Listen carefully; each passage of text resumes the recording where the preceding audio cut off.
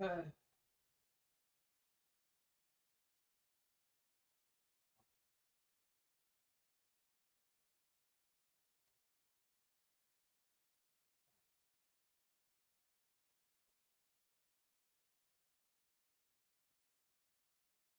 what are you looking at?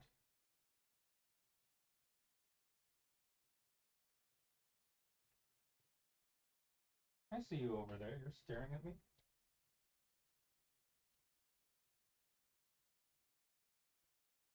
Are you gonna say hi to the people?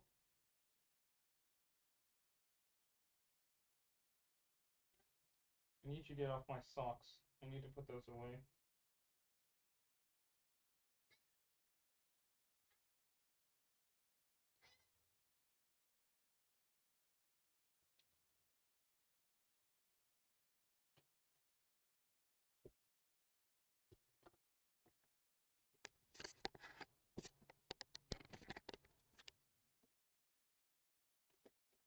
You're gonna get to see my messy bed as well.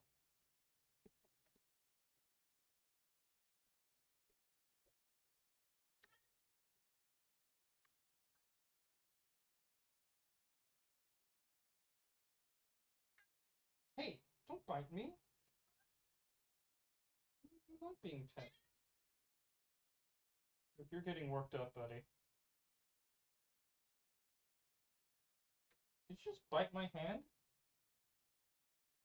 You just bit my hand.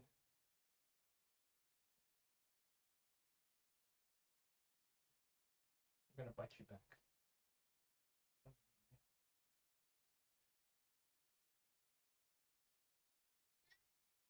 Alright, now I give you a kiss.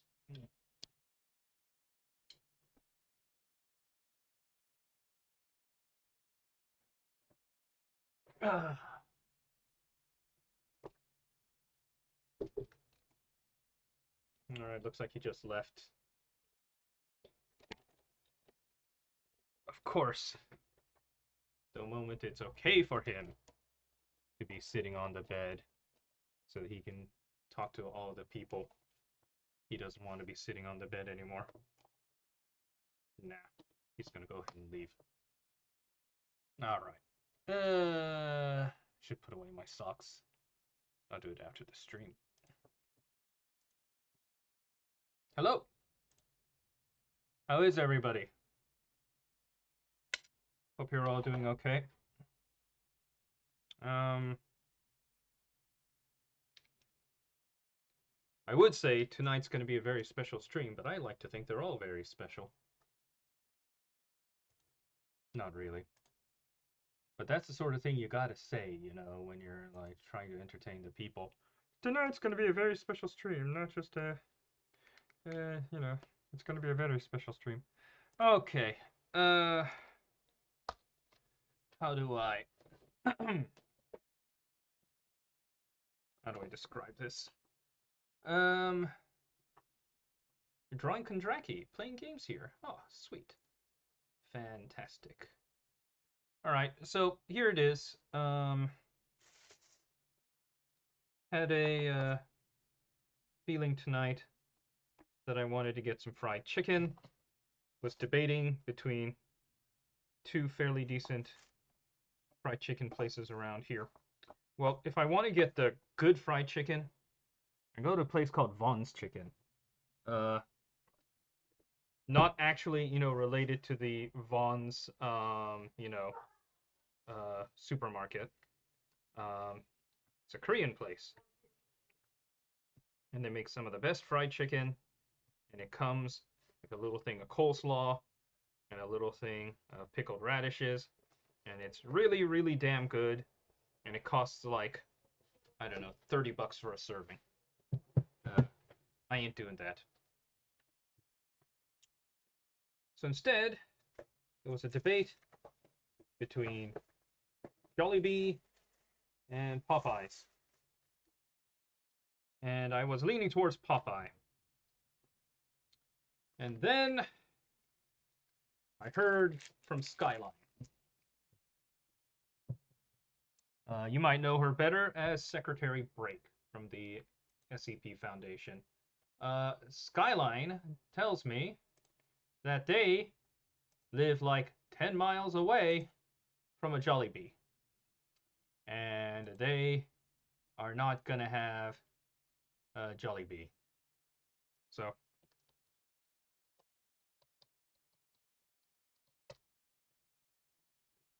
hang on. Bleh, fuck that up. Alright, I need to just let this guy know that.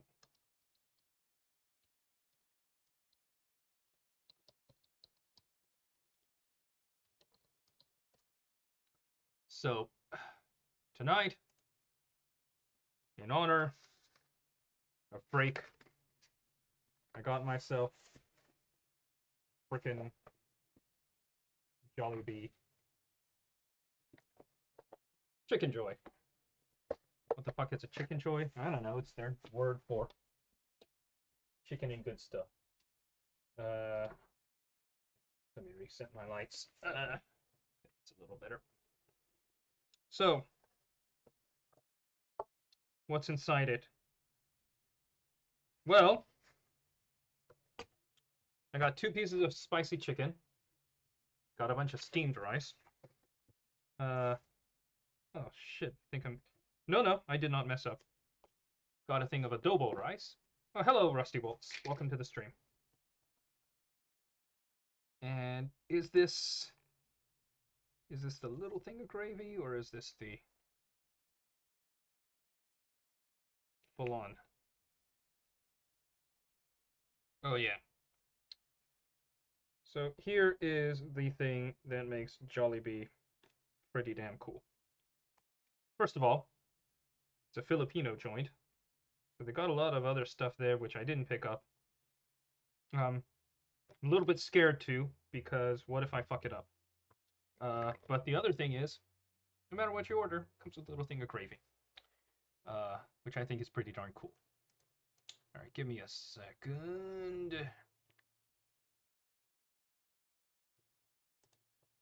Hey, Sky, how are you doing?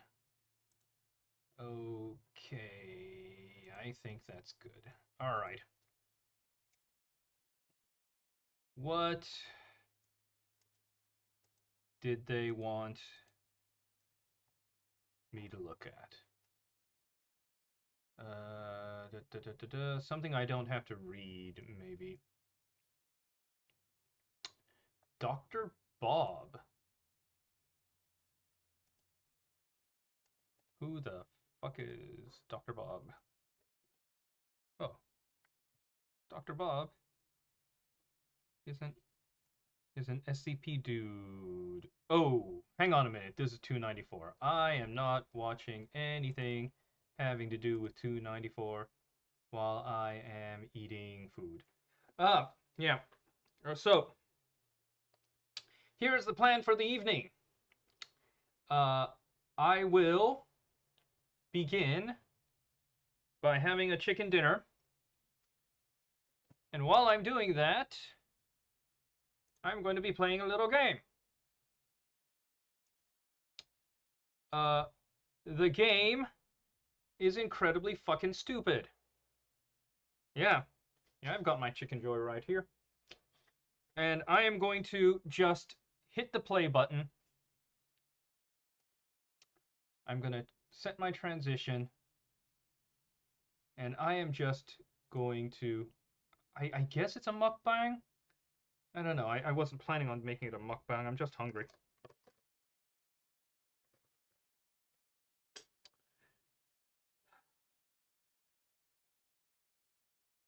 Hang on a minute.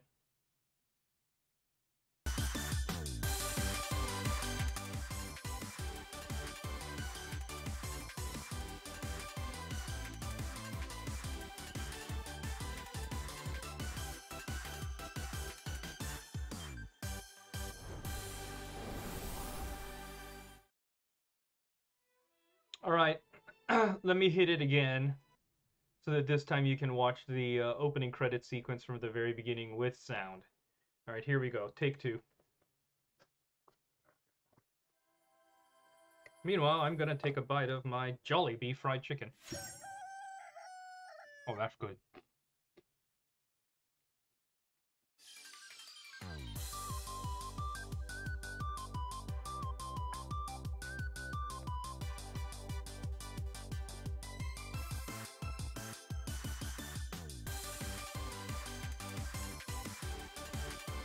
Oh, you're watching this at 4 a.m.?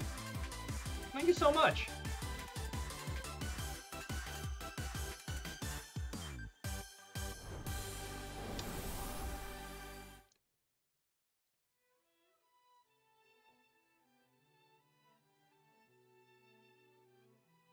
Thank you guys so much for watching.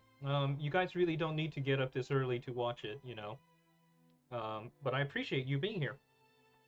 Alright. So what is this? This is I Love You, Colonel Sanders, a finger-licking good dating simulator.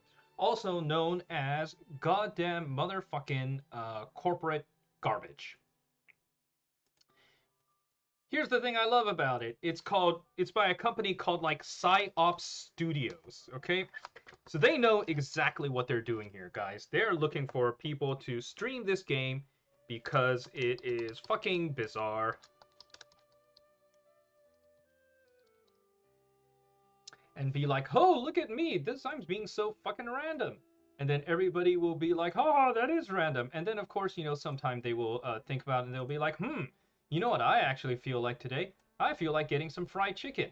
Maybe I should get some KFC. It's how they get you. It's what advertisers do. It's what they're great at. Which is why I have decided that if I am going to be playing this game, I am going to be doing a little bit of counter-advertising, which is to say, I've got my Jollibee right here. I've got my goddamn motherfucking fried chicken from another company. This stream is fucking not sponsored by KFC. I do not particularly enjoy their chicken.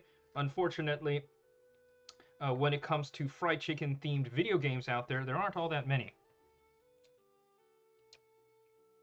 So, looks like I'm going to be playing this. Oh man, that's good. It's garbage and I'm a raccoon. Hydrate yourself, asshole. Oh, motherfucker. Okay, here.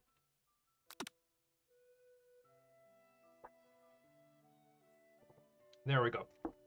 A game by KFC, W plus K, and PsyOp. Okay. Alright. Let's begin. New game. Oh, god damn it. Alright, give me 1 second. I realize I need to... Oh, fucking shit. Alright, here we go. I need to fucking change my... I need to change a few settings. Oh, god.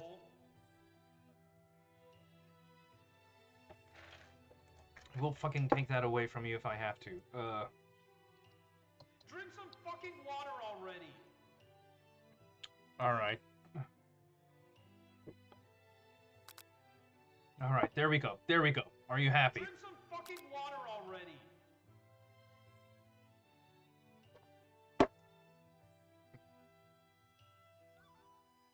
Hydrate yourself, asshole. Oh, god damn it. I'm gonna be pissing myself halfway through this stream. Okay, new game. Before we get started, tell us... yourself, asshole.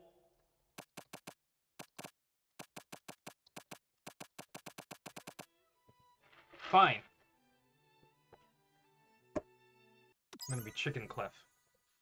Yes. Stroke my ego. You sleep softly as the morning sun casts a warm glow through the window of your modest student apartment.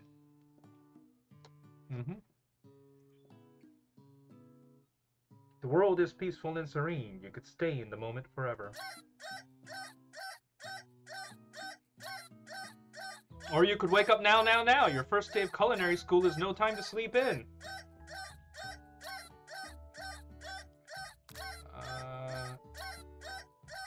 Alright, let's... What the hell is this? Okay. Smack that clock. Up and at 'em.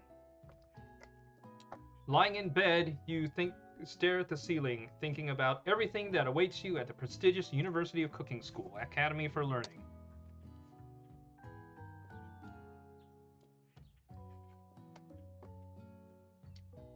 Your mind begins to wander.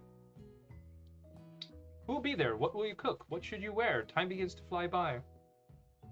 and you find your imagination getting away from you. Alright, let's take this seriously. We're gonna be the Gordon Ramsay of fried chicken. I better make sure to arrive prepared the first day. Bust through your morning checklist. Teeth brushed, hair combed, pits deodorized. Nothing can stop you now. You confidently grab a biscuit, strut through the door, and head off to class. Hail, corporate! Just what you needed to get your blood flowing. Hail, corporate! Standing in the quad, you gaze upon the magnificent University of Cooking School Academy for Learning. Every time I feel like I'm being advertised to, I'm just gonna yell, Hail, corporate! Here comes your lifetime best friend forever, Miriam. She's the most adorably awkward person you've ever met, and you absolutely love her for it.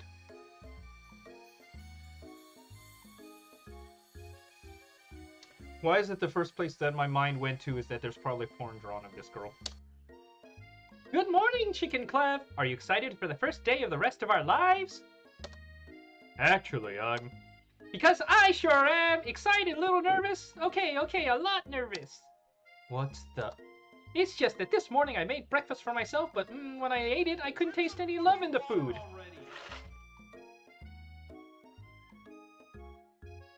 What if I'm no good? What if I fail? What if you fucking suck? Classic Miriam, raised by Master Chef parents, she's always held herself to a very high standard.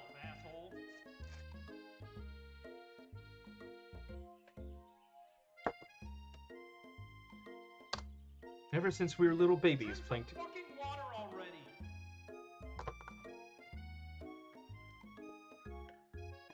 together, and you rescued me from that quicksand box. It's been clear to me that you're the most loving, caring person I know. You're going to do great. But with University of Cooking School Academy for Learning's famous 3-day only semesters, I'm afraid of being left behind and never catching up. 3-day only? A sweet girl, Miriam has always had a flair for the dramatic. This summer, she got so nervous about her first kiss that she chipped a tooth practicing on a mannequin. Aw.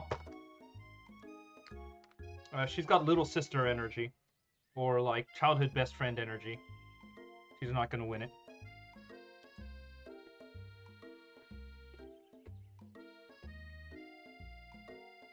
Should you pep talk her or change the subject to give her some relief? Now let's pep talk our best friend. We're gonna be a nice person. Remember last month? When we saw that fortune teller and we had our tarot cards read, horrible flashbacks of the 105x682 thing. Oh, for fuck's sake. The lady with the mask who gave me nightmares, I've been trying to forget.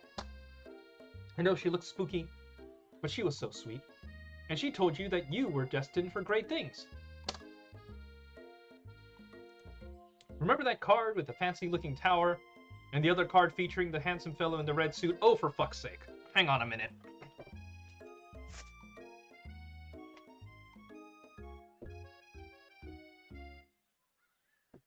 Alright. So here's my Hanson Roberts tarot.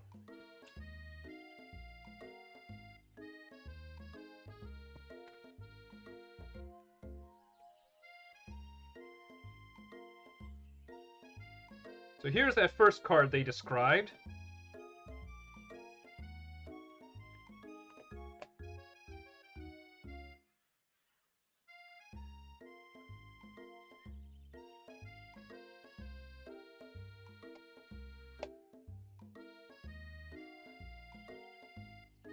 Oh, come on, where is it? Really? It's this far back in the... Oh, there it is. This is the Tower. The Tower is not a very good card at all. And you can tell this because at the top of the Tower is a crown that has been hit by lightning and is falling down, as well as a man falling down the tower. Now, this imagery typically means that the Tower is a sign of really, really bad shit. Disaster, apocalypse, collapse. I'm pretty sure the second card they're talking about is the Devil, which is usually the sign of some kind of malign influence. Let's see what this is going to be. I've been waiting for so long to see a handsome fellow that I could call my own. And I'm sure you will soon. In no time we'll be graduating, and you'll be delighting the world with your heartfelt cooking in no time at all. and as you talk Miriam up, you can feel her nerves begin to ease. What the hell is with that pose?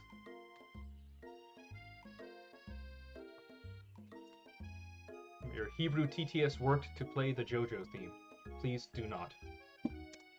You know what? Maybe everything will be okay after all. And if not, at least I have these killer bangs. Can you believe I cut them myself? You can definitely believe it. Aw. I cannot believe it. A little gravy and chicken.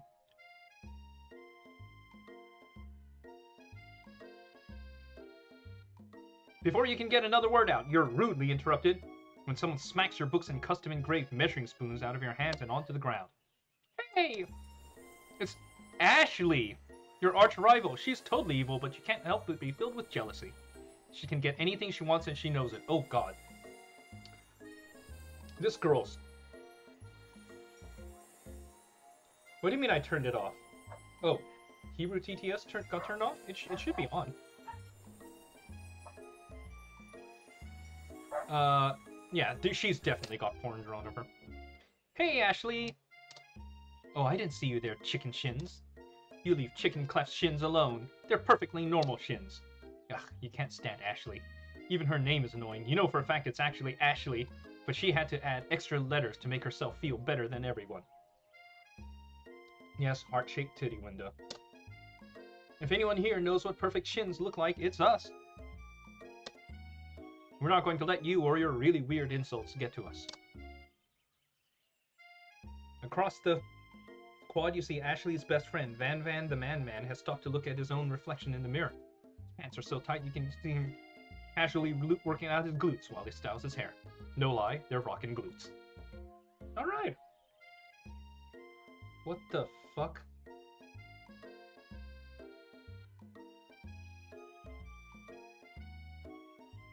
Ashley, did it not play? Or, Alfie, did it not play? Oh no. Ahem. Van Van! You rang. Oh my god. It's a JoJo reference. You've never been sure what their arrangement is, but as long as you've known them, Ashley and Van Van have just been as close as you and Miriam. But substantially more devious. I can't believe that University of Cooking School Academy for Learning, UCSAL, would even allow people like you to attend as students. I know, right? You think they just hand us our diplomas now. Or maybe hire us as professors. Your amateurs could learn a lot from us. With the first day of school about to start, there's just no time to properly tell these two off, so you resist the urge. Alright.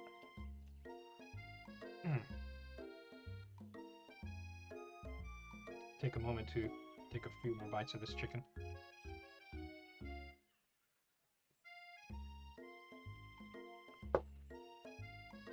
Alright, what's happening next? Let's go, Miriam. See you later, losers.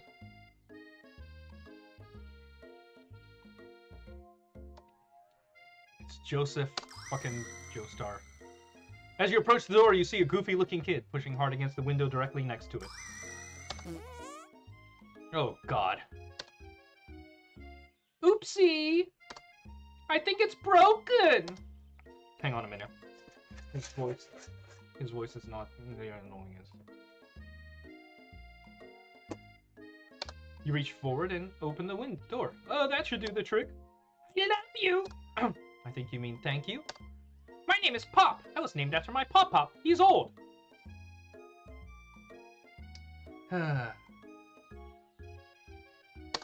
You found the porn, huh? Could someone like this also be a student at this show? You must be one heck of a chef. Also, his name clearly says Bob, but I guess he's reading it upside down. Hi, Pop. I'm Chicken Cleft, so are you going to make me hold this door all day? Nope! And with that, the young man walks into the building ahead of you. Is it just me, or is he kind of cute? It's just you, Miriam. It's just you. You both shrug your shoulders before following him into the building. Stand at the edge of the room, unsure where to sit. Other students wander in and keep themselves busy chit-chatting. I see that basket of chicken back there. I'm being advertised, too. Hail, corporate! God damn it. Did I spill gravy on myself? I think I spilled a little gravy on myself. A A scruffy-looking pooch takes his place at a podium at the front of class. Adorable! It's a corgi. Now, quiet down, everyone. Who is this unreasonably cute pup, and why is he in our culinary class? You must be Sprinkles, head instructor and CEO of UCSAL. Please, call me Professor Dog. I may be cute and fluffy, but I still demand respect. Woof! What? A cute dog is our professor? This is the best school ever. I guess only a dog's nose is capable of picking up all the nuances of fine dining.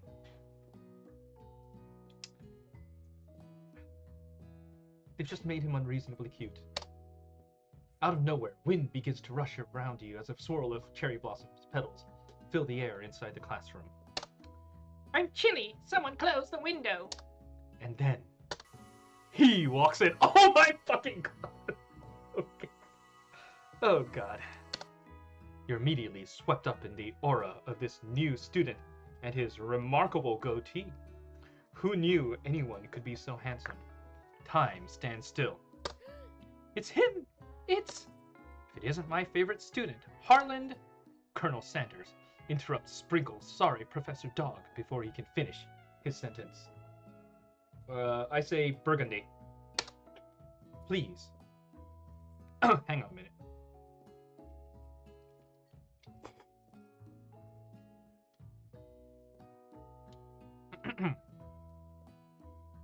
Please, call me Colonel. Colonel Sanders. A hushed murmur rolls through the classroom as Colonel Sanders walks down the aisle of desks. Suddenly, the room is sweltering. Hang on a minute. Let me do that a little more sensually.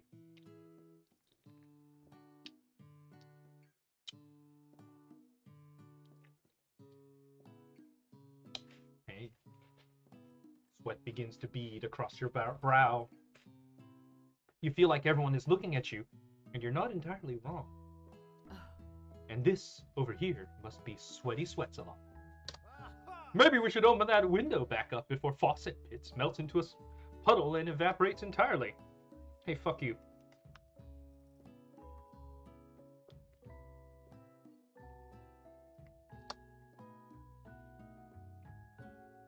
Hold on just a second. Nobody talks to my friend like that.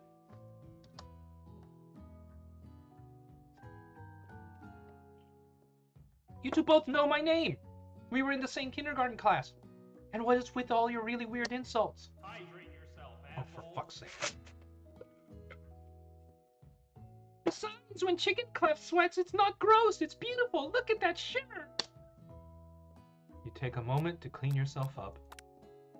It's a good thing you didn't forget about that deodorant this morning. This classroom is hot, hot, hot. Ooh. Chicken Clef.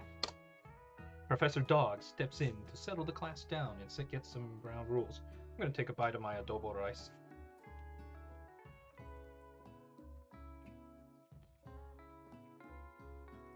Well, that's fucking good.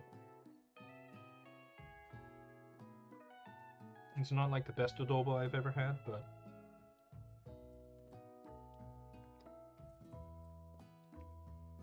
it's actually really good. Welcome to University of Cooking School, Academy for Learning, the greatest culinary academy in all the world.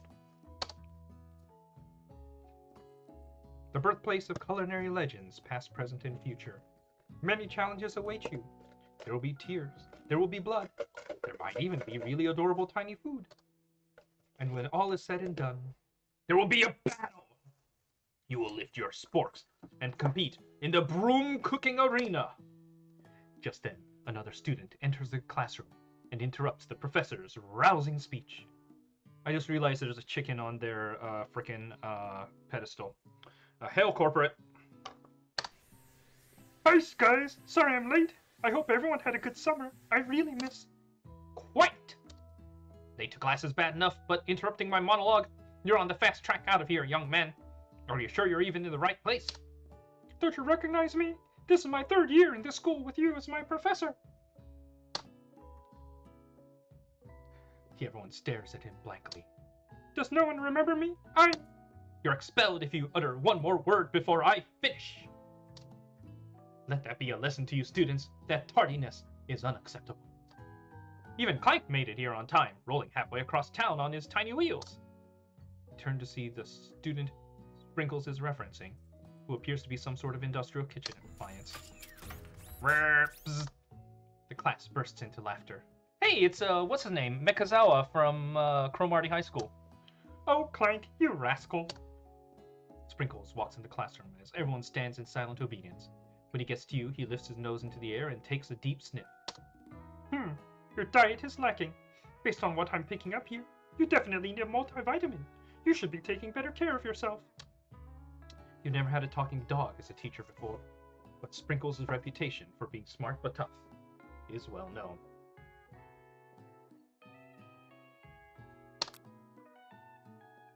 Instead of hail corporate every time there is product placement, take a shot. You tried to butter him up by giving him a treat from your pocket, but what kind? A beef treat, a rubber ball, or a chicken snack? I'm feeling advertised to. Ooh. The gravy with the adobo rice is actually really good. You know what? This is a chicken game. I'm going with chicken snack. You reach beneath your apron, and you return with a chicken snack in your hand.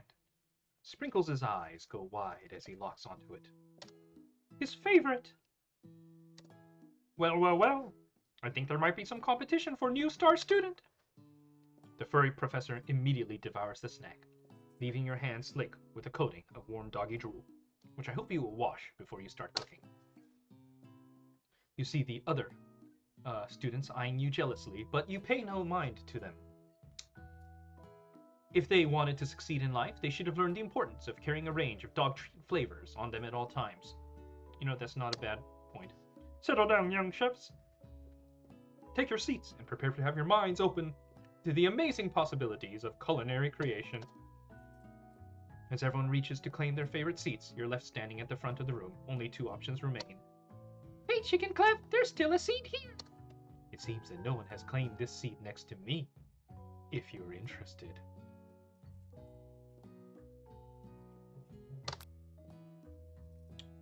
Two good options, but which will you choose?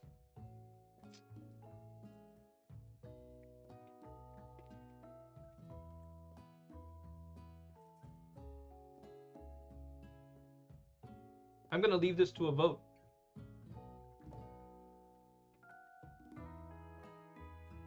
Chat, what do you think? Where should I sit?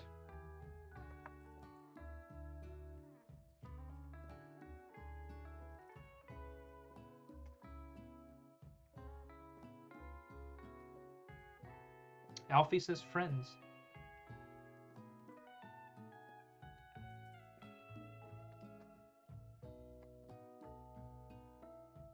Go sit in the Colonel's lap, says Omelette.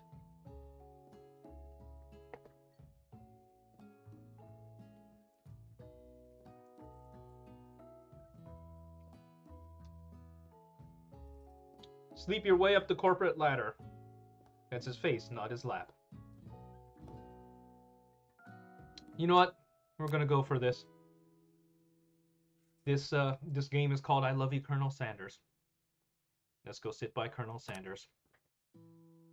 You move to take your seat by Colonel Sanders.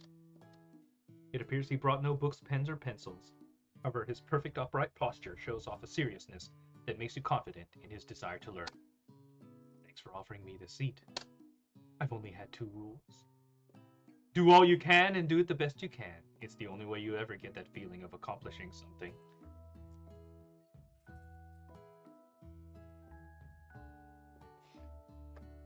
Hot body dad guys are temporary, friendship is forever. Hot body dad guys make you feel good. That's so inspiring. A little off topic if you ask me, but okay. God, he's like a Dorito. As soon as you've settled into your seat, the professor makes an announcement. Think fast! It's time for a pop quiz! Yeah, quiz about me! Fuck you. This incredibly important and surprisingly short quiz will tell me if you're ready for your life at culinary school. Keep your knife sharp and your focus sharper. Here comes question number 1.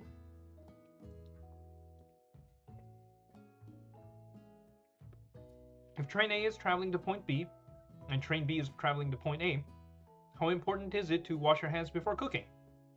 Extremely! Looking at you, Pop. That's right. Forest is to tree as chicken is to... feather. That's right. What is the most efficient eating utensil ever created? A comically organized fork, a meat tenderizer, or a spork? I think somewhere in my camping kit I do have a tin spork. Let's go for spork. That's right. What food is best for a broken heart?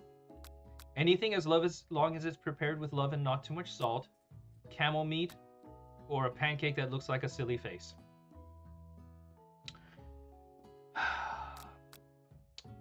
Anything, as long as it's prepared with love and not too much salt. That's right. Is Sprinkles a good boy? He's a talking dog that teaches at culinary school. He's the best boy! That's right. Your total score is a perfect score, 5 out of 5. Well, be honest, did you cheat? You look up to see that Colonel Sanders has been watching you tally your score. He's impressed. I know we just met, but I have to confess. I think you have a beautiful brain. Hot diggity! Chicken Clef, you just scored some major Colonel Sanders points with that performance. May I have your attention, students? I have an important announcement to make. Time for lunch! Wow, the cafeteria is as nice as any restaurant you have ever eaten at. It makes sense that a school dedicated to cooking would be serious about eating.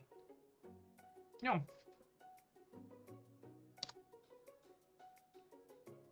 A delicious fragrance wafts through the room and tickles the end of your nose.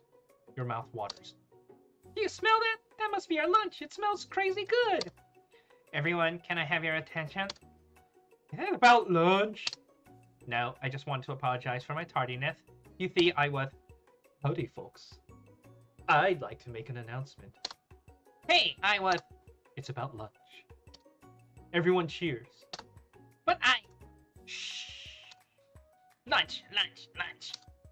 She said, shh. In honor of the new semester, I have prepared something special to share with everyone for lunch. That must be the smell I smelled! Indeed, that smell. You hold your breath, waiting to see what food this mysterious student has created. You've heard he's very talented. But were the rumors true? Is this... Colonel Sanders lifts a large bucket over his head. Hail, corporate. Its contents glimmer in the light. Piled high are huge pieces of chicken, breaded and fried to a crispy, golden crisp.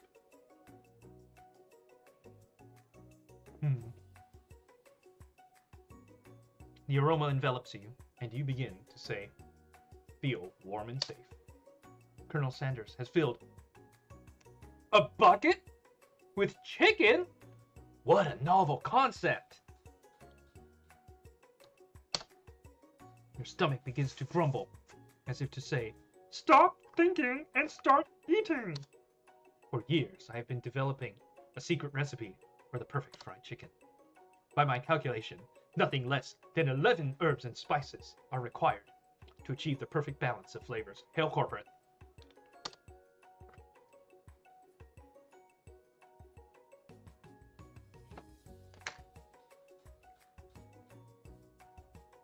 I'm now out of soda. I'm now drinking water. You look around and notice that every other student has a pen and paper and is scribbling notes as fast as they can. But that's all I'll say about that. What? You think we want your stupid recipe, secret recipe, dude? Pshaw! No, my dude, no, actually. If I recall, the 11 herbs and spices were... have been reverse engineered to be, let's see, salt, thyme, basil, oregano, celery salt, black pepper, dry mustard, paprika, garlic salt, ground ginger, and white pepper.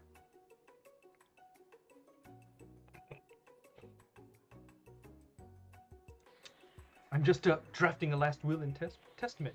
In case one of those ingredients is poison. Got him.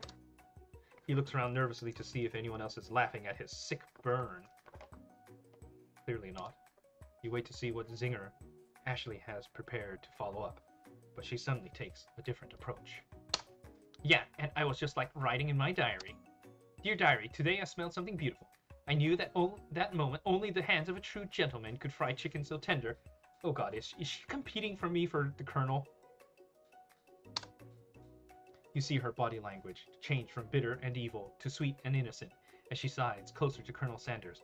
She realizes that he is destined for greatness and fame with cooking skills like this.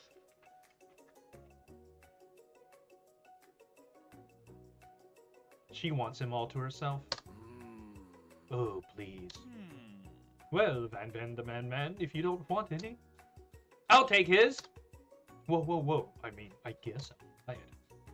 Takes one bite, and he immediately turns into Goku.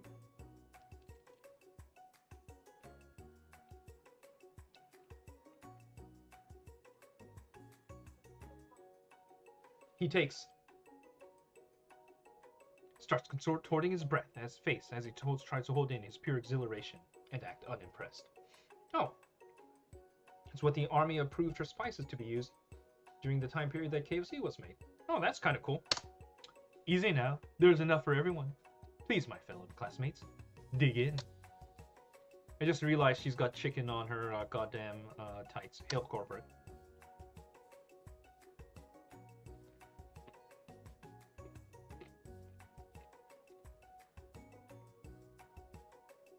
You take one of the pieces of fried chicken out of its bucket and sink your teeth into it. It's amazingly bad. Soggy skin, not a lot of flavor, kind of dry. I kid too much. KFC is actually not bad if you get mostly legs and thighs. Their breasts, I've always tasted kind of like cardboard to me.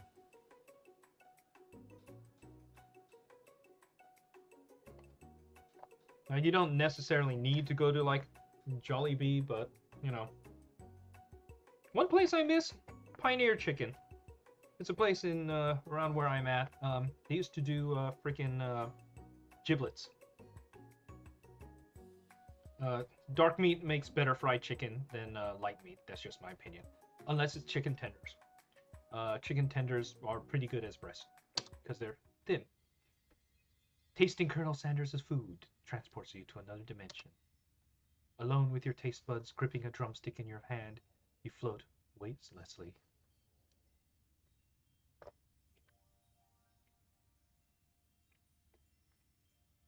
I think we're going to meditate on this moment and try and identify every flavor. You let the food rest in your mouth and focus on it, scrutinizing every flavor. Salt? Maybe. Almost definitely. Pepper? Too obvious. Well, of course there's going to be pepper in it.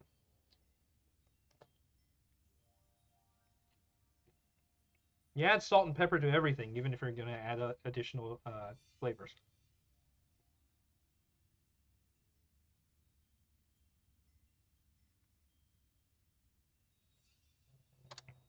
Oregano, basil, maybe.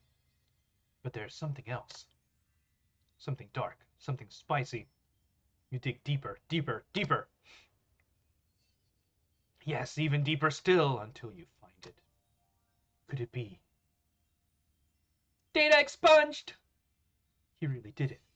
How bold, how adventurous. To use data expunged! Try and go even deeper into the sea of flavors, but this revelation alone is more than you can handle. What, he used paprika. What, that's like the most white. Yeah.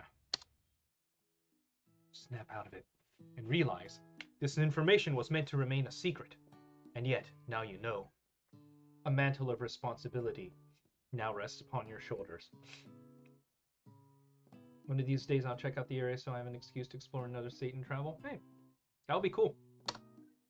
As you look around, you realize that everyone in the room is consumed by the lunch. No one noticed that you've traveled through space and time. Play Doctor Who theme here.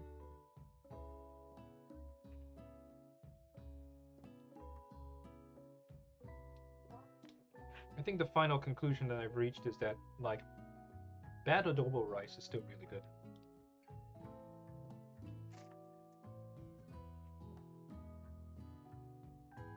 And I can't even call that bad. I mean, it's fast food level. It's monosodium glutamate, probably. After tasting his food, try to get some one-on-one time. Ooh, with Colonel Sanders. Let's approach Colonel Sanders. He smiles ever so softly as you approach. He stops what he is doing and allows you to break the silence. Colonel, I wondered if I could talk to you for a second. Anything for a fellow chef. You know you're not actually a colonel, right? You are a Kentucky colonel. Alright, I'll hydrate myself.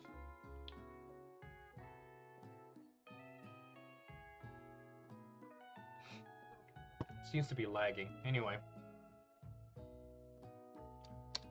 What exactly was on that chicken?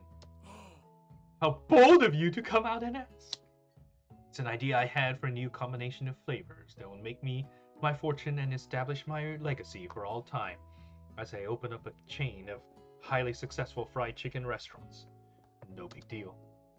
It's just you and me here talking. I can keep a secret. In fact, I've got some of my own that I'd be willing to trade. What's the rush? The semester's only getting started. We've got 2 whole days to learn to know each other. He's clearly not going to give it up easily, but it doesn't hurt to be persistent. You know what they say about secrets, Colonel? Shouldn't learning be fun? Yeah, I would agree. Aww.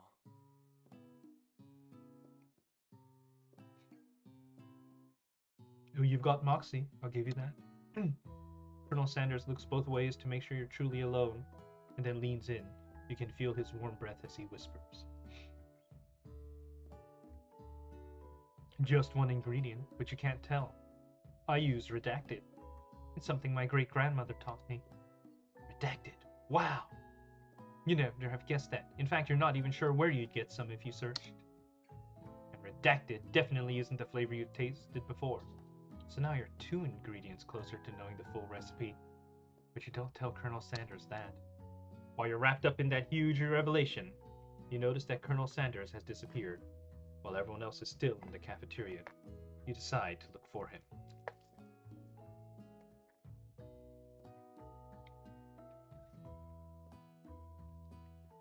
Alright, I'm gonna have another bite of this.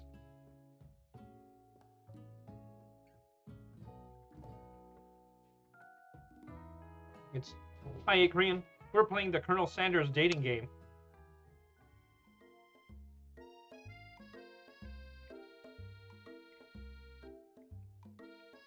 You find Colonel Sanders outside, standing in the quad.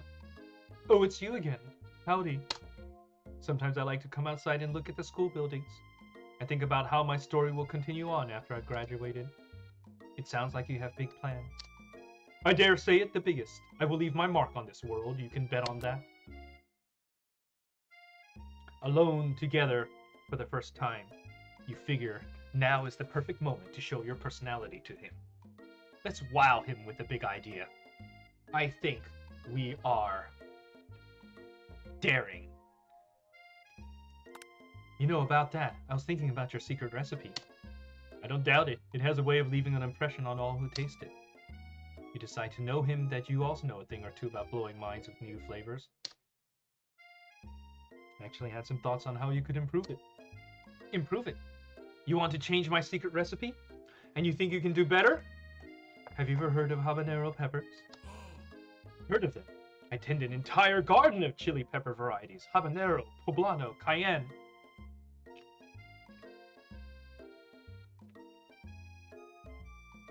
But that's not the point.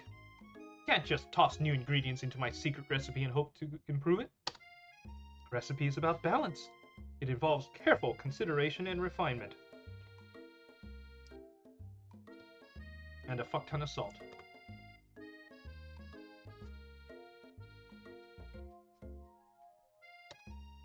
I didn't mean to. Let this be the last time you improvise on my recipe, use chicken clap. I'm headed back to class for the next lesson. Well, that certainly didn't go as planned. You better head back inside. but you wait a moment so that Colonel Sanders doesn't think you're desperately chasing after him.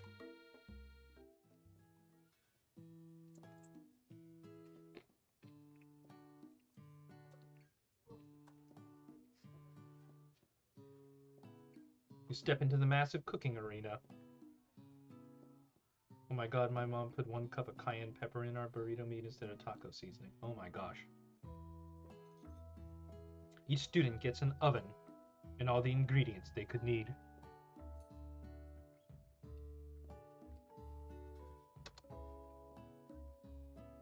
Look at this place! It's magnificent! Finally, we get to show our stuff! Wait a second. Oh no, we have to show our stuff! What if I totally blow it? You're not going to blow anything. Not if the internet has anything to say about that. Except maybe kisses to the crowd of fans you're going to earn with your signature. Adorable tiny food creations. Welcome, students, to the cooking arena! For today's lesson, we'll be cooking with partners. Hurry up and pair off! Naturally, Miriam looks over at you, but unable to control yourself. You pounce on Colonel Sanders. Oh hey, Akrian, you watched 3 consecutive streams this month and sparked a watch streak, apparently. Hey Colonel, would you like to tackle this lesson as a team? A team of 2, that is. Me and you, if that wasn't clear. Want to be my partner? Or Miriam? Aww. Sure, Chicken Clef. I'll prepare our station. Without you as a partner, Miriam is left standing all alone. 2 different students quickly take notice. Hello, new partner. Beep, beep, boop. Oh, my. 2 potential partners. I'm so sorry, gentlemen, but I don't know who to choose. It looks like you'll have to pick for her. Friend duties can be a little awkward, but that's a price you pay for not being alone forever. Who do you want to ask to be Miriam's partner?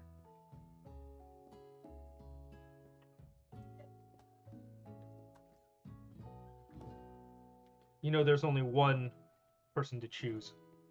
I can choose the useless little brat or the robot.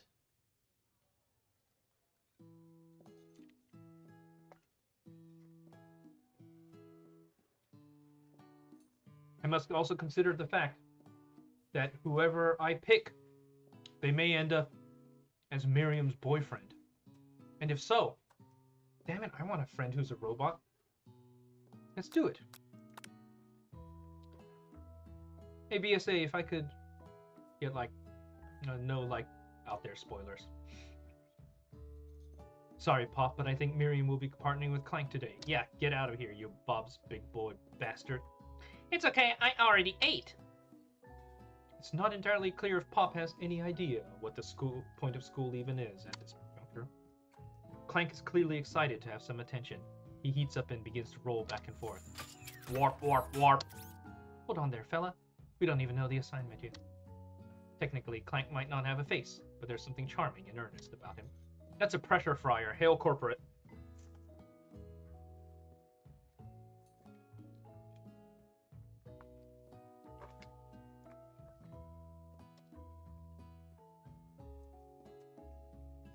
Dishu, I hardly know you. Clank judders, and a panel shakes loose. You get the impression that this is a sign of affection. Aw.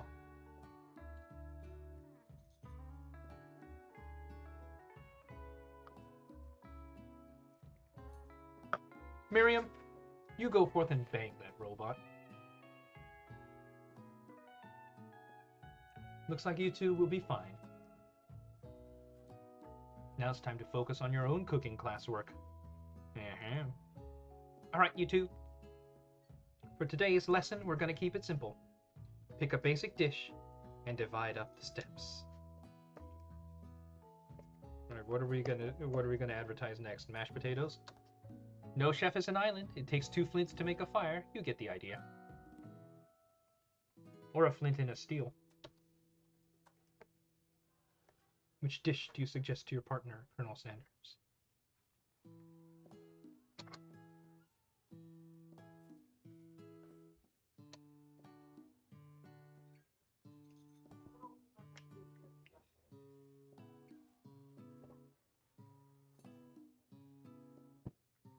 Look.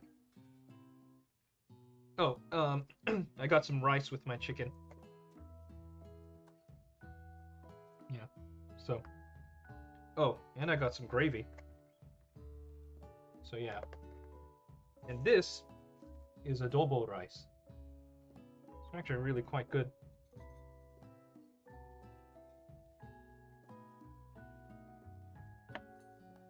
I know I gotta pick mashed potatoes and gravy. Because hail corporate.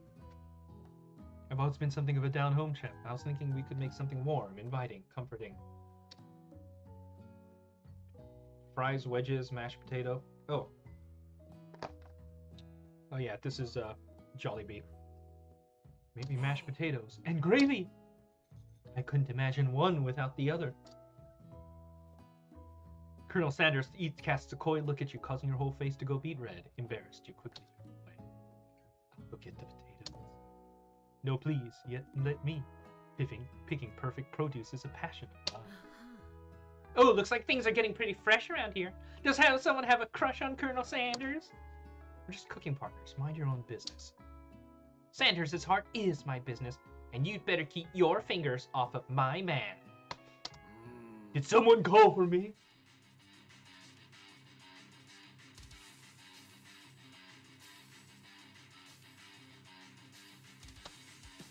No, geez, Van Van. While I'm over here crushing Chicken Clef's dreams, you're supposed to be taking care of our classwork. That was the deal, remember? Colonel Sanders turns, arms full of peeled potatoes. He tosses them into boiling water and turns his attention to you and your old friends. Oh, howdy there, Ashley, Van Van. Are we working in a quartet instead of a duet now? Actually, no. It looked like Chicken Clef was struggling, so we offered to give him a hand. You know how it is. These young amateur chefs need a lot of mentoring. I was going to say, Colonel Sanders, maybe I could also teach you a thing or two about fancy food. Maybe one day you'll get up to my level. Ha ha ha. Doubt it. Oh, don't be rude, Van Van. Personally, I have no doubts whatsoever about Colonel Sanders' ability to concoct creations worthy of admiration.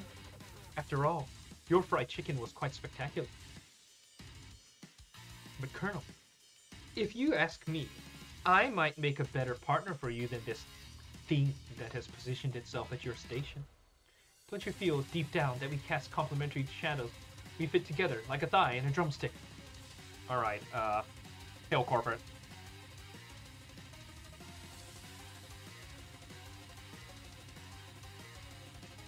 It just makes sense.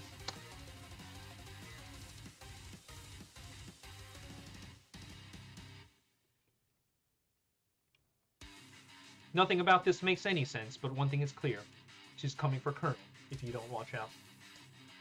10% of a chef's jacket and not the smallest apron? Yeah. Ashley is really going at you hard. You need to ask for some backup here before things get ugly. Turn to Colonel Sanders, hunk of hunks, in your time of need. Turn to Miriam, your forever bestie, who always has your back. Why do I feel like Miriam's gonna be getting railed by the friar? I don't know. Let's pick Miriam. Turn to Miriam, and as soon as she find her, she senses it and looks back. This girl's friend in need radar is second to none. She immediately comes running over. Is somebody threatening my fucking friend? I will fucking destroy them! I actually think Ashley and Van Van were just leaving. Leaving you in the dust vis-a-vis my skills as a chef, perhaps. But stepping away from this competition. You are sorely mistaken. Miriam, your loyal friend. But Chicken Clef is my partner for today's activity. You look for Sprinkles in hopes that he might step in, but he's nowhere to be found. Darn those cute corgis and their short but sturdy stature. You look down at your station and realize that in the tension of your moment, your hands have been clicking on autopilot. Distracted by the drama, you've already crushed the boiled potatoes into a perfectly creamy mashed texture with plenty of butter and cream for flavor. It's as if your natural passion guided you through the steps you know so well, while your attention was elsewhere. Hail corporate.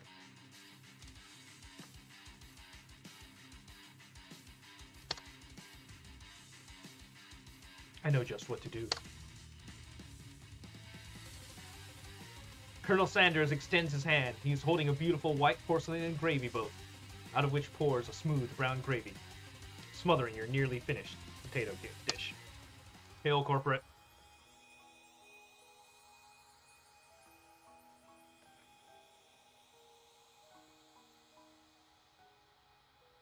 Gravy flows down the mound of mashed potatoes. The results look spectacular. Granny would be very proud.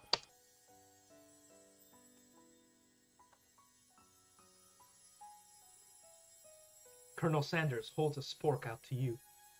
You reach out and grab hold of it, but he doesn't immediately let go.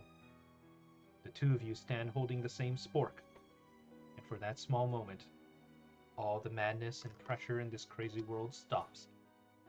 Your eyes lock. The moment is electric. Time stands still. If you love something, set it free. Together, you dig the utensil into the mashed potatoes and lift a heaping sporkful up. And you see Ashley with a sinister look. You know she's plotting against you to be with Colonel Sanders. And then, filled with rage and without thinking, you fling the sporkful of mashed potatoes right into Ashley's stupid, beautiful face. Van Van, do something! Do something! Scooping up a fingerful, Van Van tastes the dripping mashed potatoes and gravy and realizes that it's delicious. Horrified by this revelation, he slinks away. Will he ever be able to cook something with so much love and integrity? Hold on right there, Chicken Clef. We do not waste food in the broom cooking arena. Colonel Sanders, I expect better from you. If you throw one more spoonful, you'd better be prepared to eat it from wherever it lands. Can I have potato, Faith? Van Van rushes over, a covered dish in his hand. Mashed potatoes with gravy? Pathetic. In just a few minutes, I've prepared a full meal. Gaze upon my specialty. Braised tentacle of octopus in my silky saltwater sauce. Plated on a battle axe blade forged by my supreme chef ancestor. You've ignored me for too long. That ends now. It is I who will have first bite, and you will all look upon with me with envy. The interrupting student rushes at Van Van and swipes a bite of his signature dish right off the plate. No, don't! Something about this dish doesn't strike my nose quite right. I think this octopus was rushed and may have turned in the process. The results could be toxic. Too late. It has been eaten. I think I left something in the oven. I don't feel so good. It killed him. Everyone, step back. Don't take another bite. When you look at the plate, the rest of it is gone. You notice the tip of the tentacle being slurped up in Pop's mouth. Pop winces in pain for just a moment, and then is almost immediately back to his oblivious self. Oopsie. Tastes like poison. The entire class has gathered to watch Pop's final moments. Shock has frozen the entire crowd. They are as motionless as statues. Class bell rings, disrupting the moment, and snapping everyone back to reality. It would appear that Pop's enthusiasm for trying new things despite obvious danger has inoculated him against poisons of all kinds. I'm not sure the professors here make enough money. Hello? I just turned into a ghost over here. Yeah, he's fucking dead. Seeing that you're shaken up by that really annoying student and all his nonsense, Colonel Sanders approaches you. I'm sorry you had to go through that. Please, let me walk you home. I had to go through it? He fucking dead! What? Like for real? Oh, come on! You follow Colonel Sanders out of the room. At night, the school building has taken on an entire vibe. Another vibe entirely. Dark and more than a little spooky. Colonel Sanders stands in the quad's neon glow and speaks softly. Those mashed potatoes you made in class today. Before you go on, I want you to know, they're not a great representation of my skills. I didn't even realize I was making them. They were amazing. Tasting them, it reminded me why I became so passionate about food to begin with. That's right. Slightly watery mashed potatoes and flavorless gravy. Colonel Sanders is getting choked up. Cooking is obviously important to him in a way that you find inspiring. Now might be the perfect time to tell him you're developing feelings for him. Colonel Sanders? Yes, Chicken Clef. There's something I need to tell you. Ha! Hold it right there. There's something I need to tell you first. Oh, jeez.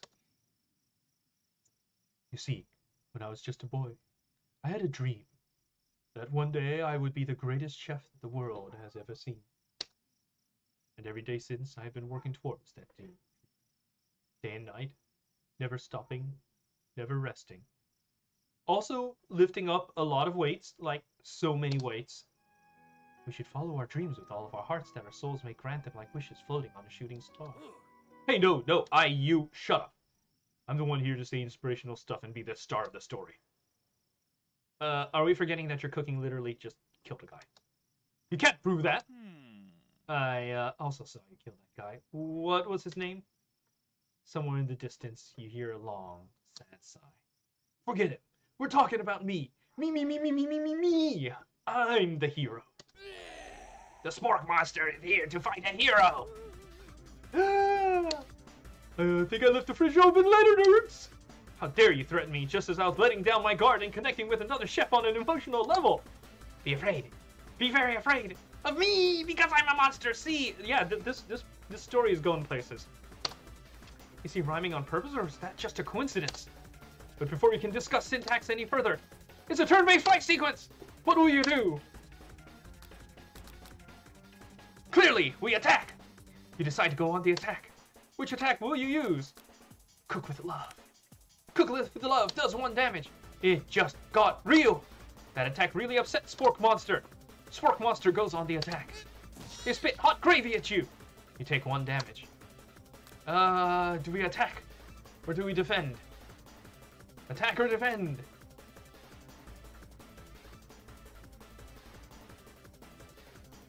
Let's continue to attack. You decide to go on the attack. It worked last time, right? Cook with love. Does 1 damage. Spork Monster won't forget this. Spork Monster is really feeling threatened by your attack. Spork Monster focuses their mashed mind and draws in energy from Mother Earth itself. Kill! They grow larger and more intimidating. How will you respond? We attack. You decide to go on the attack. Which attack will you use? Cook with love. Does 1 damage. At this rate, the semester will probably be over before this fight is. Spork Monster's no quitter. Buffed up and ready to rumble, they go on the attack once again. Spork Monster uses Utilitensile. You take 2 damage from the attack. If you take much more damage, you're not going to survive the battle. Do we attack? Or do we defend? I say we attack. Decide to go on the attack. Again! Cook with love does 1 damage. Spork Monster is oozing cheese sauce on the lawn of the quad. I wonder who's going to have to clean that up. Spork Monster prepares for its ultimate attack, Rounded Edge! Vile villain! Your reign of terror stops here! Colonel Sanders summons the energy of 10,000 chickens! Pot Pie Power Punch! Pot Pie Power Pinch does 10 damage! Oh, good God. Spork Monster is defeated. You saved me! An injured Spork Monster spews steam into the night. Forget mercy! Finish him! Kill! No student will ever walk this quad in fear again! The monster messed with the wrong chef! Attack! You ready your final attack?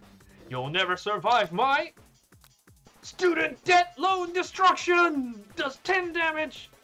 Spork Monster is completely vaporized.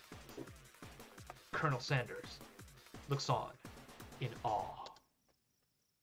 You continue to surprise me, Chicken Clap. The defeated monster left behind a special item. It appears at first to be a cookbook, but upon closer inspection, it's so much more.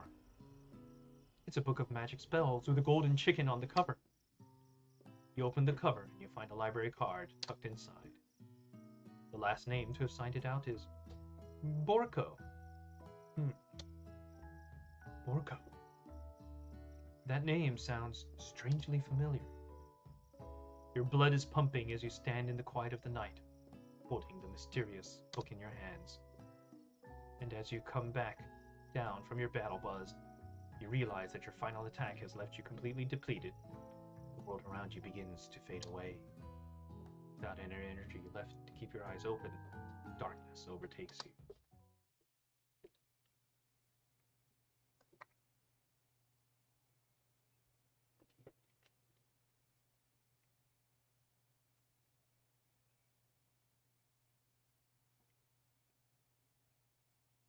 I just realized how much this is a extremely typical Arrow game bedroom. And also that this jewelry box over here is in the shape of a box of KFC. Hail corporate.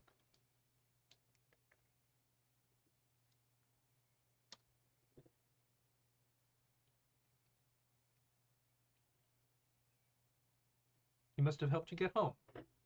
In your tired state, you don't know if you could have made it without him. What a guy.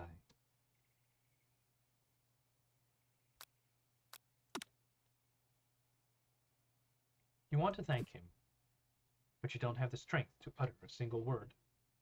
You feel your covers being pulled up over you as you are tucked in tightly. Good night, my colonel.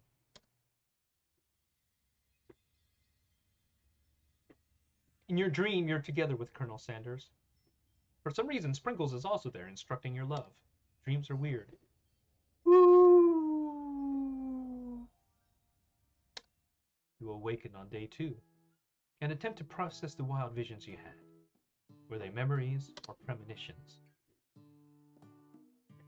You lie in bed and stare at the ceiling, thinking about the secret you discovered while tasting Colonel Sanders' chicken yesterday. Can't believe he really used redacted. And then there was that secret ingredient that Colonel Sanders went ahead and told you outright. Not much of a secret, huh? Probably just because he trusts you so much.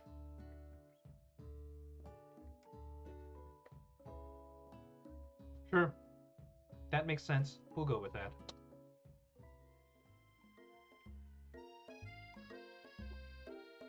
Alright. You meet up with your bestie in front of the school.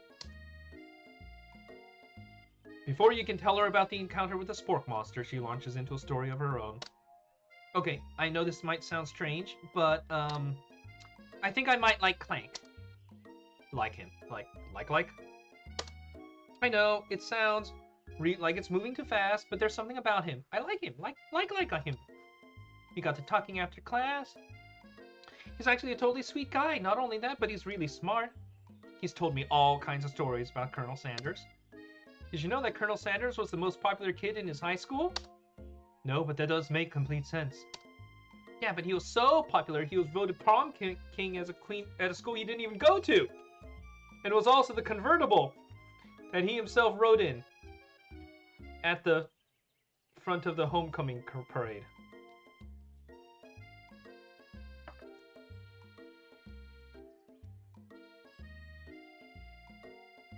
I don't get it.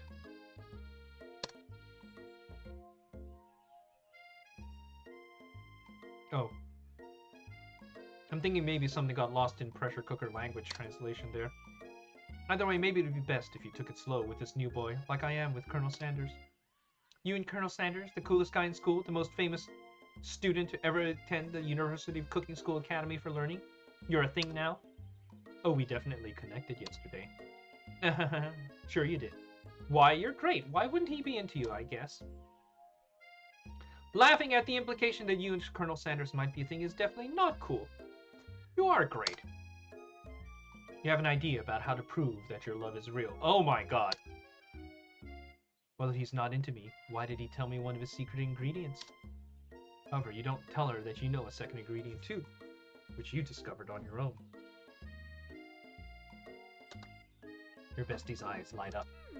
A secret ingredient? Yeah, I just said that. A secret ingredient. Is there a dramatic echo in here? Miriam checks to make sure you're alone before continuing. ... So this summer, while I was on vacation with my family, a lovely man approached me in the botanical garden, where I was wandering. This can't be good. He told me all about his passion for spices. Secret spices. Man even gave me some to show me what he meant. He said it was a powder created from super duper rare dried flower petals. And if I did him a big favor, I could have some of my own. Please, Miriam, don't tell me. So I filled my suitcase with them and I brought them home. He was so nice, he even met me at the gate when I arrived. Later, when I cooked with him, a very strange feeling came over me. The flavor was unlike anything I'd ever tasted. I think you're being very liberal with the meaning of spices here.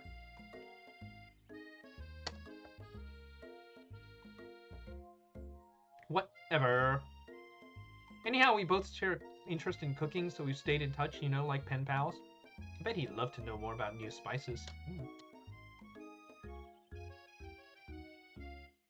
Well, I'm definitely not supposed to share Colonel Sanders' secret recipe. And besides, I only know the one ingredient, so I doubt it would be much use to anyone. Please, please, please! It would mean the world to me. No one has to know it came from you or Colonel Sanders. What do you think? Should you protect Colonel Sanders' secret, or share it with your bestie? What do you think? Do I protect his secret, or do I share it with my best friend? See, one of them is a longtime friend whom I've known for years, childhood buddy, promised we'd get into school together, you know, all of those memories. But on the other hand, there's someone that's really, really hot that I want to bone.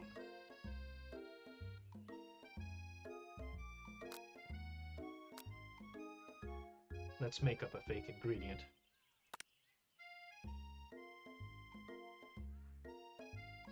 Quickly think of a fake ingredient name. I don't know. How about? It was Eye of Newt. I know, it sounds like some kind of witch's potion, but what can you do? Eye of Newt. Wow! Her eyes light up imagining such a thing, and you figure that you've satisfied her curiosity and she'll move on. However, she immediately turns around and does some thumb typing on her phone that you can't quite see. That's probably not good. Before you can ask her to confirm that she was definitely not texting secrets to other people, you're interrupted. A wind rushes in. Cherry blossom petals fill the air. It's Colonel Sanders! He's arriving at school! On a horse! Yeah, Eye of Newt should be mustard seed. Stand back and admire his glory. Colonel Sanders' horse is truly a thing of beauty. Without ever acknowledging that he's being watched, he does a short horse dance. It's called a dressage. Before dismounting with a flourish. He then slaps the beautiful creature gently on its rear, sending it running free into the countryside. I would hope that you would wash your hands before you cook. You're so struck with the sight of him that you lose the ability to speak coherently. Oh, I didn't realize anyone was watching. Don't worry, he knows the way home. You attempted to compliment Colonel Sanders, but the words don't come out exactly right. What a horseable beauty you have. I mean, what a horseable beauty. That's what I just said. Being a good friend, Miriam attempts to cover for you. Oh, Chicken Clef just gets really nervous around people they like. What? This is not helping! I mean, they got food poisoning and were up all night. It was gruesome. You should have seen it. No! Can't blame a girl for trying. With that, Colonel Sanders disappears into the school, leaving you and Miriam to follow. Oh. Bitch and Bastard are here. Ashley and Van Van are doing something bad. By the way they're hiding, you know it must be really bad. Counterfeiting recipes bad. Experimenting with restricted ingredients bad. Summoning a demon bad. Try and get a look over at Van Van's hulking shoulder. But he sees you coming. Whoa there, little one. Not sure you're ready to handle this. Why don't you make it like a bee and mind your own wax, honey? Do I tell them to stop being immature? Am I an upfront, angry guy? Or will I act as if I'm not interested in, then really try and get a better look?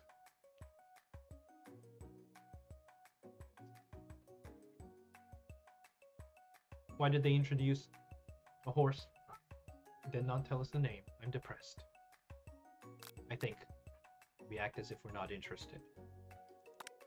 You sit near the rivals, but leave your back turned to them. Oh God. You even hear Van Van murder something that sounds a bit like a magic spell. Everyone notices you eavesdropping. Try to cover your tracks and improvise an excuse. It's time for class and you're distracting the rest of us who want to learn. Now you've upset them. Oh, and you're the Emperor of Cooking, aren't you? You make the rules? I'm not sure you'd know a good meal if it ate you. Being the best chef in the world takes more than just culinary skills. It takes creativity. It takes panache. Doesn't hurt to use a little evil. Finally get a look at what it was hiding and you instantly recognize it. It's a book, just like the one you found after your encounter with the spork monster. Oh, fuck. That's the same book that I found last night on the quad. Ashley immediately elbows Van Van, who hides the book behind his back. I don't know what you're talking about. That book is a family heirloom, and its contents are a secret. Notice they haven't just been studying the book. They've got Pop pinned to the wall, and they're tossing potato skins at him as he tries to catch them in his mouth. We're playing, hee hee hee. Before he can dig in any further, you're interrupted by the arrival of more students. It's almost time for class. Beep, beep. $10 says that book was written by Jorgen Light. Not surprised. Clack must be running late.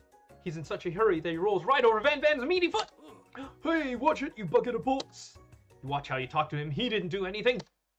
Bzzz, womp. Who do you think you're talking to? Womp, womp. No, your mother was a stand mixer. Bzzz. Van Van jumps to attack Clank, but Clank shocks Van Van, sending him flying across the room. Protect me, Colonel Sanders. These crazed men are about to come to blows. I think it must be out for me, but I'm not interested in either of them. What a bitch.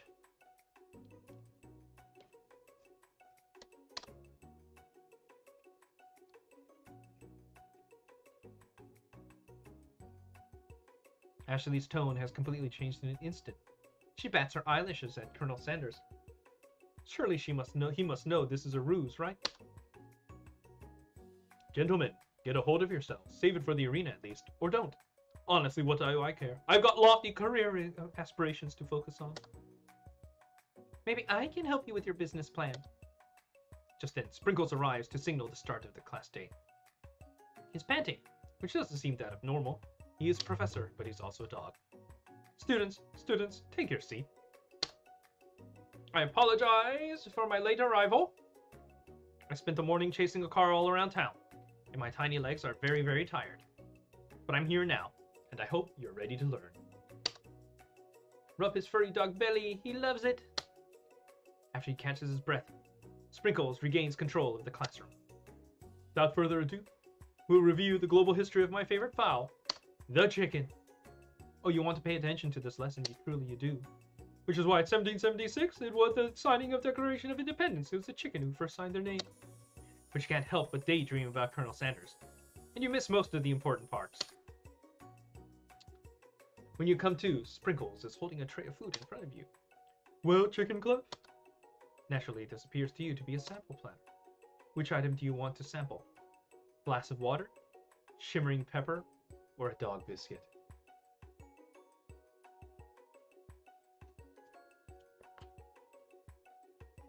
I am thinking that Shimmering Pepper is probably going to be the most hilarious.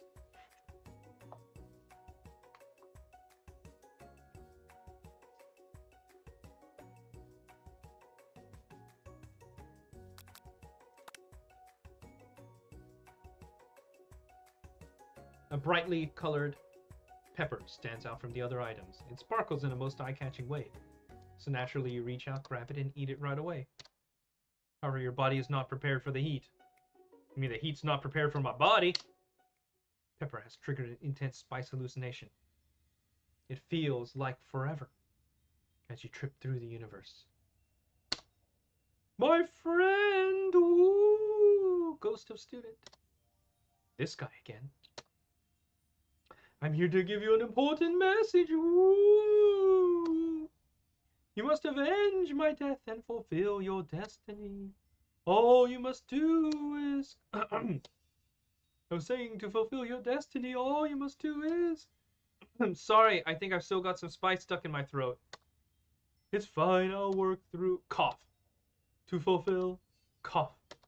The prophecy... Cough, cough.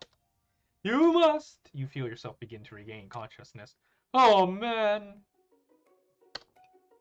You come to and you find everyone is staring at you. That pepper was the last of its kind on Earth. And now it's gone forever. You think to yourself, geez, I should pay further attention. I mean, we all make mistakes. I'm sure he'll forgive you someday. Come on, it's time for lunch. Before anyone can relax, the cafeteria lights dim. And your rivals enter to make a dramatic announcement. Today's lunch will be prepared via timed competitive cook-off. Level of theatrics with these two is off the charts. Do we demand that they stop wasting everyone's time? Or do I step up and tell them, you're on?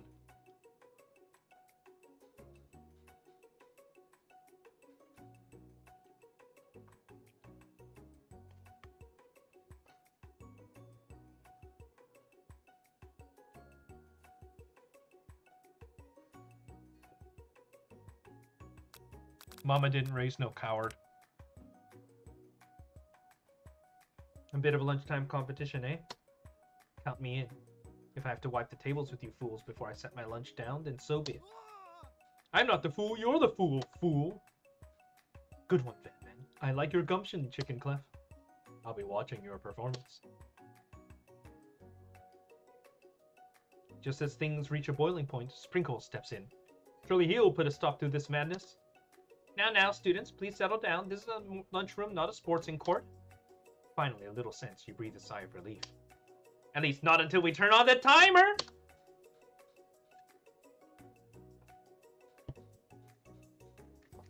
Just then a huge light blasts you in the face, flashing the words, timer ready. That's what I'm talking about. Aroo! I stand corrected. Hardway builds solidly a foundation of confidence that cannot be swept away. And that's an original quote by me, in case anyone is wondering. I hope its message lifts you to victory. Like a diamond, I was formed under pressure. Now it's my chance to shine. I will defeat you myself. You've had his chicken, and you've made mashed potatoes and gravy on day one. And you're feeling like you can really impress him again here.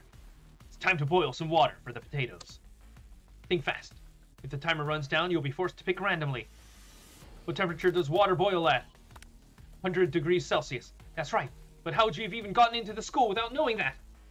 Winner gets to rub my furry belly. Let that enticing offer and motivate you. I'm going to need to season this chicken before you cook it. You don't know what Colonel's recipe exactly, but you have an idea. How many herbs and spices did he say he used? 11! That's right. You might not know all the ingredients yet, but at least you're heading in the right direction. Tail wagging intensifies. Now that you've got some basic steps going, it's time to elevate your craft. What state of mind offers the most flavor? Let's say gratitude. That's right. You must never take this opportunity for granted if you hope to succeed. Your classmates are rooting for you, but Ashley is simply stronger and faster than you. You better pick up the pace if you want to survive. When you were a child, your father told you to never forget where you came from. Every day you meditate on his advice, and you draw energy from that place. Will be a great time to... Where does it come from? A small town where big dreams are born. That's right. This is your shot, and you're not gonna miss it. Aroo! You try to shut out the noise of the arena and focus on your cooking. Sound of success. Sizzling. That's wrong. Don't make me get the spray bottle. Next question. You notice Colonel Sanders out of the corner of your eye. I believe in you, Chicken Clef. He's actually cheering you on. Which would be awesome, except knowing he's watching you makes you totally forget what you were doing. Oh no. Now all you can think about is Colonel Sanders.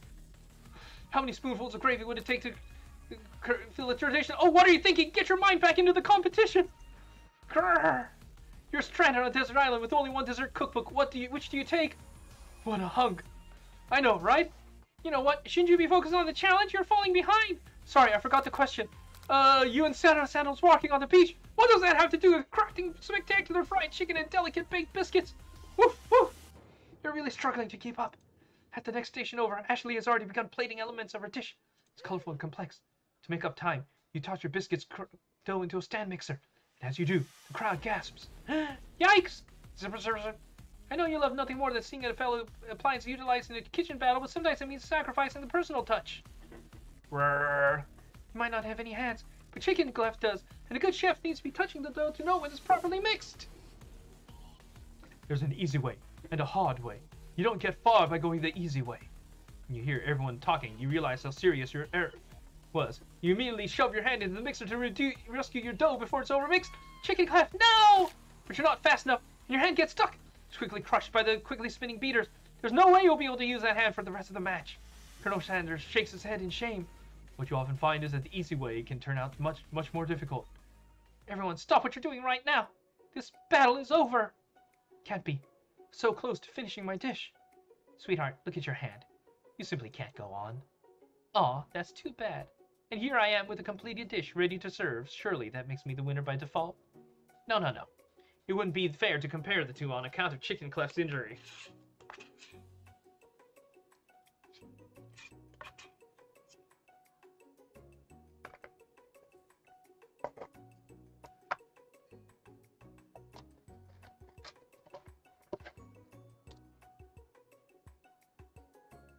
You see Sprinkles begin to lick his doggy chops as he locks onto the dish. But I suppose you should at least tell us what you prepared? Well, because I'm the sweetest, I skipped straight to dessert. Under this white chocolate dome, you'll find a wide array of delights, taking you on this journey of flavor that tastes good and tells a story of excellence. I was going to ask Chicken Clef to do the honor, but since you're injured, I'm afraid that pouring this creamer of delicate hot chocolate sauce might be too difficult. Colonel Sanders, if you wouldn't mind lending me your strong, steady hand? Colonel Sanders pours the hot chocolate sauce atop the dome, causing it to melt away, revealing the ingredients hidden within. Inside, you'll find a delicate fried cheese croquette atop a slice of honeycomb, ice cream 2 ways, tender nougat, pearls of raspberry gelée. Colonel Sanders seems intrigued, but perhaps not impressed, as he dips his finger in the chocolate sauce. Simplicity isn't your strong suit, is it, Ashley? Oh, you! As he places a sauce-covered finger into his lips, Ashley leans over and whispers something in his ear. A dab of hot sauce. A dab of sauce sticks to his mustache. Alright, I'm gonna take a moment.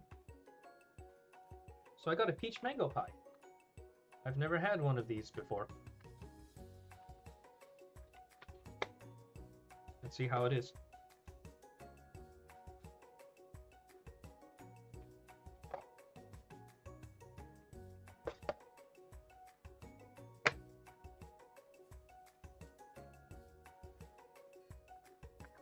That's actually pretty solid. It's crispy.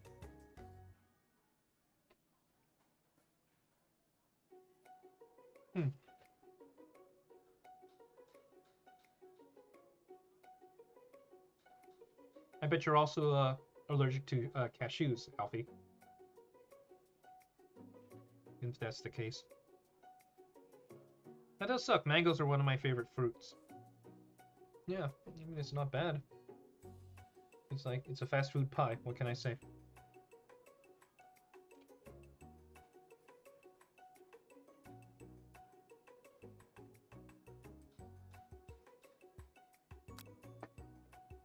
You know what? I ain't letting her get to my man. Put yourself between Colonel Sanders and Ashley. You reach out with your apron to wipe the sauce off his glistening face. Colonel Sanders recoils and brushes you back. This goatee isn't just a fashion statement. It's also functional. I was saving that flavor for later. Game over. Alright, let's try again.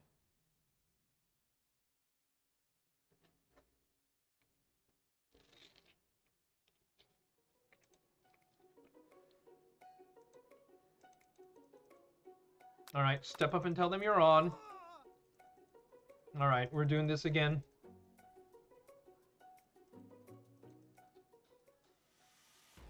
Uh, 100 degrees Celsius. 11 herbs and spices. Gratitude offers most flavor. A small town where big dreams are born. And what is the sound of success? Silence. In taste your cooking, they'll be so taken with it that they'll be unable to speak. Colonel Sanders out of the corner of your eye, cheering you on. Colonel Sanders' face blowing you a kiss. You're stranded on a desert island, walking along the beach. Really struggling to keep up. Oh no! You broke your hand! And now... internalize the rage you feel. Rage burns so intensely in their eyes they burst into flames. Your flames cause your eyebrows to catch fire and turn to ash, and they fall off of your face, which means people will have a hard time understanding your emotions for the rest of the semester, perhaps forever.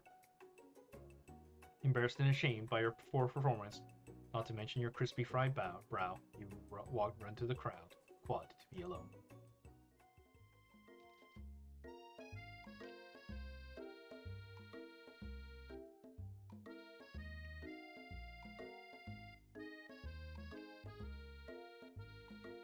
Apple pie, Inside of you, a storm rages.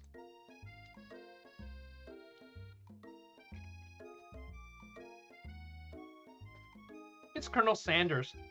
He's probably here to tell you that he and Ashley are in love and have decided to get married. And he won't even ask you to cater his wedding because you're a terrible chef and an awful person.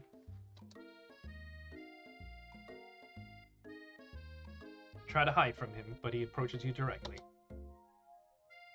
I know you're hurting right now. Not just from the devastating loss, but from that run-in with the mixer and that small fire. You should get that checked out. I'm fine. Can't you just leave me alone?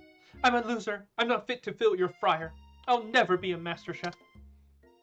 Failure is a part of life. Not just for you, but for all of us. Do you think I've never failed at anything before? That's exactly what I think. Well, then think again. I wasn't always the man you see before you, enrolled in culinary school, incredibly handsome, successful, motivated. Well, handsome, sure, I was born that way. But I've walked other paths and arrived at dead ends. I was passionate about life, but I failed as an obstetrician. Really? Passionate about justice, but I failed as a lawyer. I was passionate about livestock, but I even failed as a mule handler. That one is especially humiliating. Mules can be so cruel.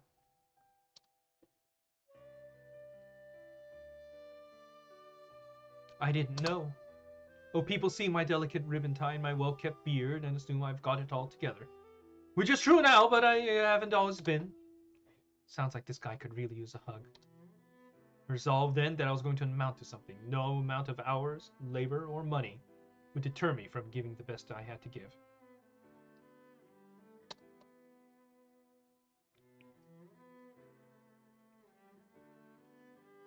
As Colonel Sanders changes focus, you can see something ignite inside of him.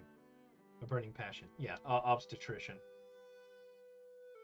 Yeah, I guess he did try to be an OBGYN. One has to remember that every failure can be a stepping stone to something better. My new dream is pure, it's honest. Something that a humble man in a crisp white suit can be proud of. I'll create a new chain of chicken restaurants that will bring joy to the entire world and make up for my past misdeeds. Hail, corporate.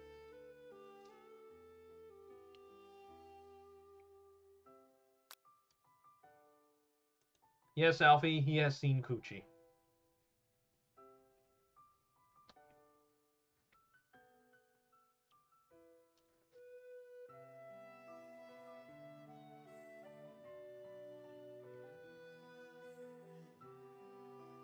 Pop says, yay!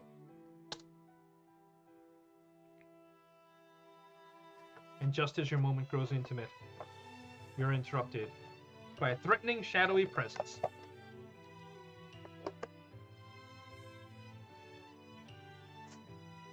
Battle scarred from the night before, you prepare for the worst. It's the spork monster. Gorko, the spork monster, is here to fight a hero! Is anyone else feeling a bit of deja vu? I'm sorry, Gorko, but I could have sworn we already battled you last night.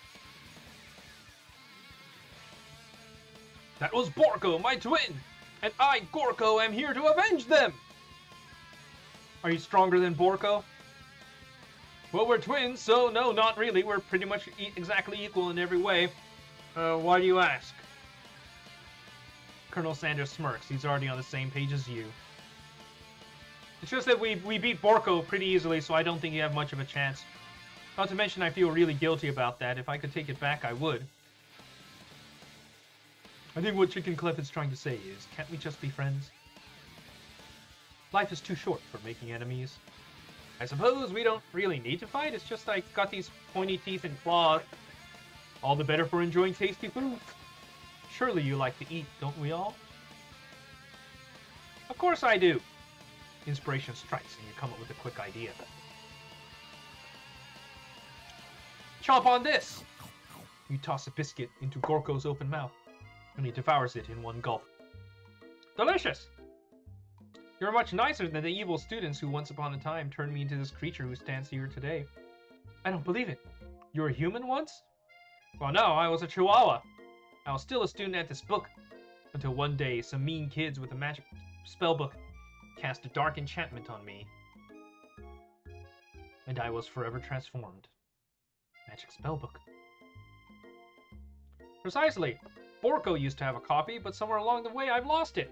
If you find such a book, I beg of you, respect it. You're a powerful chef and shouldn't rely on such dark and evil magic. No, you should be protecting the innocent from those who would cheat them through sorcery and guile. If you need me, don't fear. I'll be there. Sounds like there's some bad cooks in the kitchen of life. Chicken clefs, together I'm sure we can defeat them. Come back to my hideaway and we can discuss. A personal invite. Ooh. You can't imagine what Colonel Sanders' home must be like, but it sounds like you're about to find out. Stepping inside Sanders' home, surrounded by his things, you start to feel a special bond with him. Hey, old corporate. It looks like you live such an exciting life, Colonel Sanders. Every day can be an adventure if you approach it with the right attitude. Long ago I made the decision to never stop searching, never stop working, never stop imagining. Yes, baby Sanders has a goatee. Have you been working on any new recipes of your own lately? I'm always excited to talk about food with another ambitious chef. Well, there is something. It's just a side dish I've been tinkering with, trying to find the right balance of textures and flavors. I'm not sure I've nailed it yet, but I'm close. His eyes perk up as he starts to wonder what dish he might be describing. It's meant to pair with something spicy or something crispy, both perhaps. Now you've got him right where you want him. Should you reveal your new creation to him, or keep it a secret just for you? Let's reveal it. Decide that you're ready as you'll ever be to share original cooking with Colonel Sanders. Before you can talk yourself out of it, you decide to dive in head first. You dive into your lunch bag for a special dish you've been keeping on ice all day. I present to you my original coleslaw. The shredded cabbage dish glistens in the line of Colonel Sanders' Lux hideaway. KFC coleslaw is just really bad. Magnificent, of course. Together you chow down on the creamy slaw until just a hand spoonful remains in the bowl. Hail, corporate.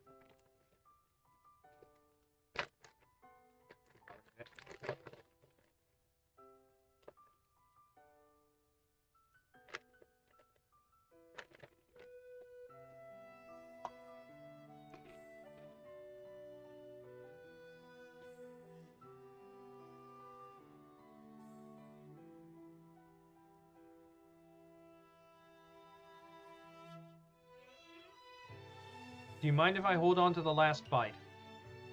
I'd like to have it around so I can admire its taste later and think back on this moment. You could offer to make him more, but he seems like a very sentimental kind of guy. Sure, why not? Please, make yourself comfortable. I'll be back in just a moment. You realize now would be the perfect time to do some snooping. Around the room are various items you can look closer at. Each item seems to radiate memories and emotions. Tap an item to discover more about the Colonel. Gaze out the window across the vast lake and the mountain range beyond. And just then, the ghost of student pops up. Are you thinking about heading on the world doing a quest to avenge my death? Wait, what? I never even learned your name. Why would I avenge you? I could just tell you my name right now. It's just I'm in the middle of something. Open the window a crack. The ghost of student is swept out with a breeze. Tap on an item to discover more about the Colonel. An adorable little baby boy crawls across the floor. From the goatee and mustache combo he sports, you figure this must be Colonel Sanders himself. That or maybe it's the drumstick he seems to be waving like a rattle. Who frames a baby picture of just themselves? Probably the same kind of person who'd make their own face the logo of the company they founded, am I right?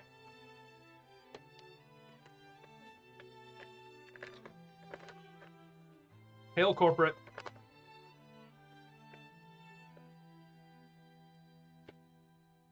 Who keeps just one spoonful? Tap on an item to discover more about the kernel. An urn.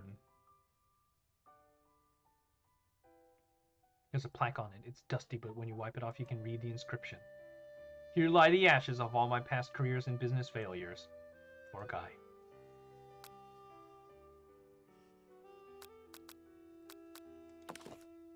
Photo appears to be Colonel Sanders, except he's an old man visiting the pyramids of Egypt? Maybe this is where he discovered one of his secret herbs and spices. Tap on an item to discover more about the Colonel.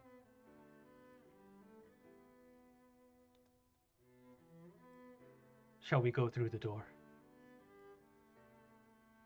Or shall we keep snooping?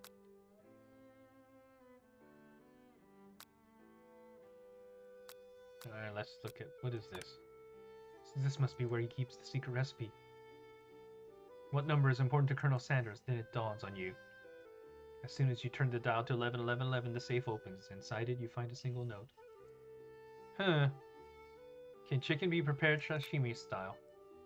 Tap an item to discover more about the Colonel.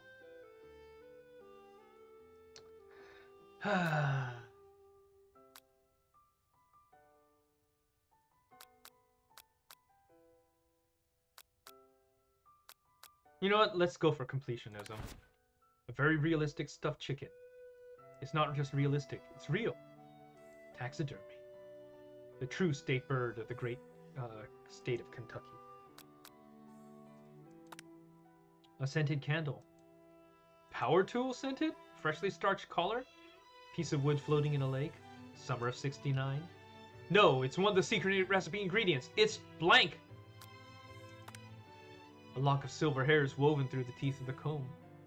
Hair is just silvery. It's made of spun silver.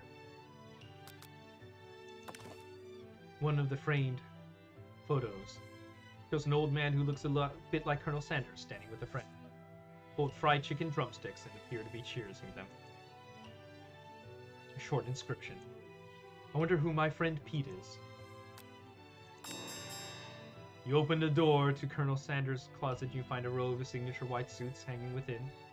Take one off its hanger and try it on. Jacket is a bit big for you, but it's safe and comfortable. You give yourself a deep hug, breathing in his scent. They say that home is where the heart is. Is this what they meant?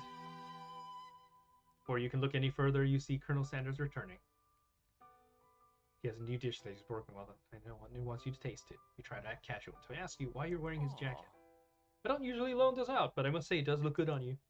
Oh crap, the jacket! You forgot to take it off.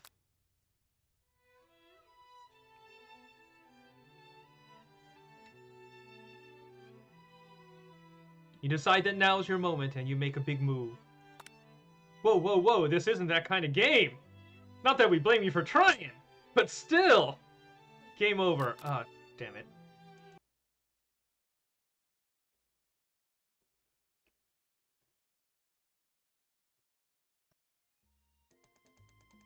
All right, God, we gotta keep.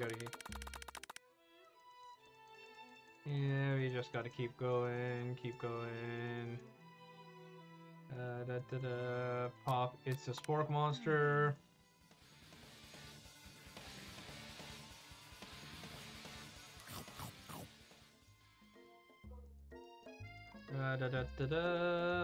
Personal invite. Reveal it. Go for coleslaw. Alright, look at the thing. Get it, you put on the shirt jacket. Fess up and tell him the truth. I think I've developed feelings for you. Concern. I can't let anything get in the way of my dreams. You take off the jacket and you run for the door. But the thought of the Colonel, leaving the Colonel in the midst of such an emotional breakthrough gives you pause. You stop yourself. Colonel? Yes, Chicken Clef. I think this may be the beginning of something wonderful. I think you're right. We should take things slow. You talk late into the night and drift off into a slumber. Dream sequence! This again. You awaken to a beautiful morning in Colonel Sanders' hideaway. Did you make the right decision? Only time will truly tell. Today is a day that could change the rest of your life. Thoughts are interrupted when Colonel Sanders emerges into the room, holding a gorgeously plated breakfast, and your mouth waters at the sight of it. My mouth waters at the sight of you. Oh, here's the simple breakfast I just whipped up. It's meticulous. Oh, for fuck's sake. Hail, corporate.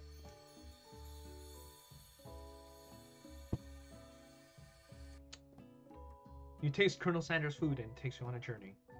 In your turn, he's waiting to ask you an important question. So would you say that we're the perfect match? How presumptuous. My cuisine and your taste buds, that is. Such confidence, such grace. Could he be the world's greatest gift to cookery? You know what? Let's flatter him. You know, I think we might make a great team. Single tear begins to pool in the corner of his eye as he gazes out the window. The bright business partner.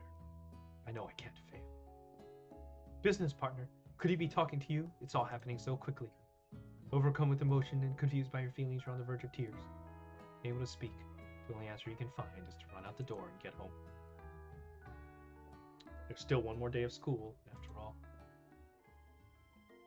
Oh, my best friend is there. Where have you been? Because I had one heck of a night. Desperate to talk to you about, but I couldn't find you. Got worried something had happened to you. It's okay, I was just... Now it turns out you're fine. I can finally get you up to speed on the saga of Miriam. Sure, but you will not believe what happened to me after school yesterday. I went on a date! I think I can believe that. Since I've been partnered up with Clank, he asked me to go out with him. Of course I told him you'd better keep your dials turned polite and respectful. I'm not that kind of girl. He was just interested in spending some one-on-one time together and getting to know me, so I said, yeah, sure. I can get to know the little metallic guy. Long story short, he took me skydiving with his friends. Things quickly spiraled out of control. Did she say skydiving as if that's typical first date to go on with a talking pressure cooker? I'm not really sure where we stand. Oh no. Now, I went on a date too. Back to Colonel Sanders' house where I spent the night with him and he railed me. What? Nothing happened but the emotional connection, wowzers, between his penis and my whatever. Miriam offers to support you whatever you do. Together with your bestie, you feel like you can do anything. When you arrive at school, you encounter your rivals in the quad. You can tell from a distance they're picking on Pop, though he himself might not quite grasp that fact. Because, you know, he's Pop. What's the twirly? Sounds delicious. Oh, it's great. I'll order you up one right away. I'll have my twirly with sprinkles, please. Sprinkles is a jog and a treat. This kid is gonna, like, fall down and drown. You can get your swirly dip, too. Pick on someone your own size. Because I'm literally the biggest person at this school. There is that horse that Colonel Sanders rides to school, but who would dare pick on such a gentle and beautiful creature? Well, you got some nerve, Chicken Clef. Suggesting I pick on a defenseless horse. Now you're twisting my words, and I won't have it. Oh, no, your fist injury makes you wince with pain. Doesn't look like you can go on cooking like that. Might as well give up. I'll never give up, ever. Oh, no. Something has been going on. Is everyone excited for the final day of school? What's at hand? I'm sure he'll be back to fighting form by this afternoon. Are you concerned about my hands, Colonel? Yesterday I almost broke a nail winning so hard. Technically, I don't believe a winner was decided, but your presentation was quite impressive. What's he doing? Complimenting her. What about the flavor? My delicate, warm, gooey chocolate sauce. It was clear that you're passionate about how your food is received. It's a lot of words to say it was bland. Excuse me, Chicken Clef. I think I'm more than capable of speaking for myself. Well, maybe you could tell me more of your thoughts as we walk into class, Colonel. I'm always interested in discussing the fine art of fine foods. See you inside, Chicken Clef.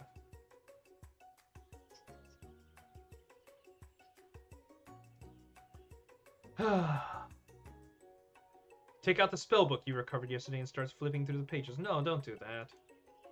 Whoa, that book? It looks like bad news. Just something I found lying around. Appear to be some sort of grimoire, but I don't really believe in that magic stuff. Grimoire? Like a book of spells? I don't know. Who would spend so much time decorating a magic book if it weren't really powerful? Well, I can think of one surefire way to find out. You open to a page covered in arcane warnings. Cast only in case of extreme emergency, it says around the edges of the page. Could use a spell book here that says it will erase anyone who I choose from all my memories. If I scrub out Colonel Sanders, it would probably help me focus better on the upcoming final exam. That's way drastic! Could you do anything else, something else? Like anything else? Not rooted in dark magic? Maybe tie a string around your finger? Okay, fine. It is drastic. But desperate times call for desperate measures. You got a memory erasing spell sitting right in front of you and a pretty good excuse to try it out.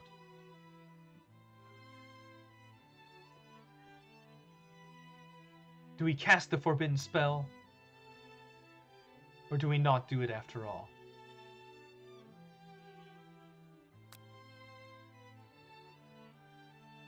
YOLO! You begin to recite the spell, but you stumble on the words, and the only effect it seems to have is to forget what it is you were doing. Alright, after looking at the page again, it comes rushing back to you. You got a memory erasing spell sitting right in front of this moment, and a pretty good excuse to try it out! Something about this moment feels very familiar.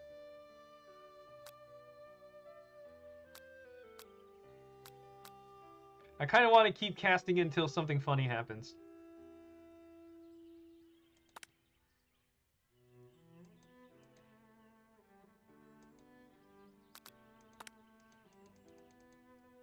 Deep in your heart, you know that proceeding with this spell is a terrible idea. Like, seriously, don't do it. Memories are important. Forget what it is you're doing. Got a memory erasing spell sitting right in front of you and a pretty good excuse to try it out. You begin to read it again, knowing nothing can stop you now. Well, here goes nothing. Hold on to your butt.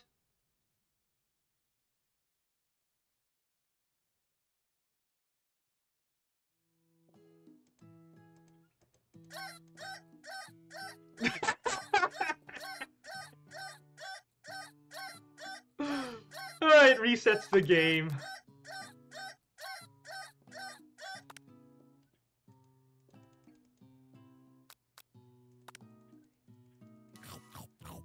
This is fucking amazing. Alright,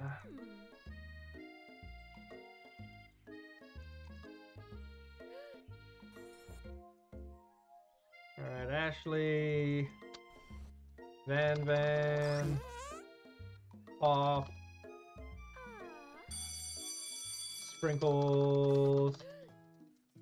Colonel Sanders. Clean yourself up. Student. Plank. Chicken snack. Let's sit by best friend this time.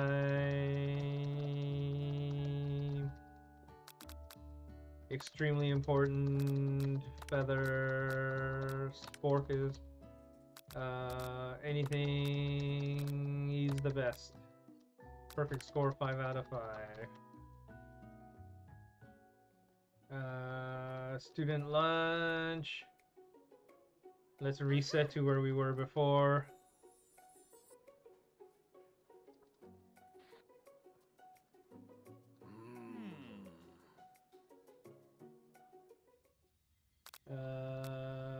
Try and identify every flavor.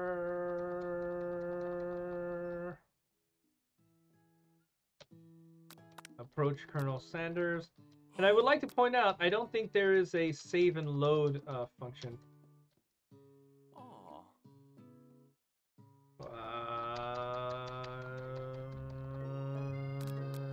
Let's be modest but thoughtful. Okay, head back inside. Colonel is my partner. Let's pair her up with Clank. Hydrate myself, asshole.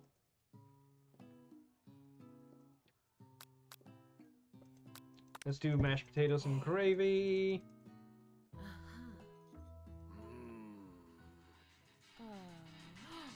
Van does his thing. Let's turn to Miriam. If you love something, set it free. Student gets killed.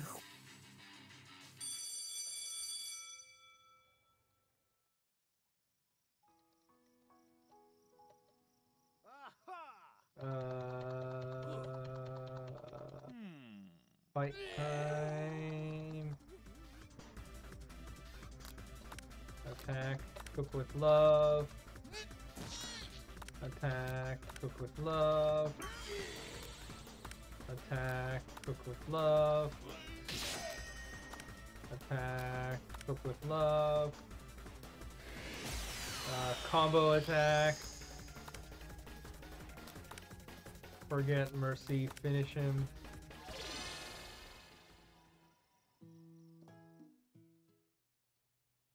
Fall asleep, chickens.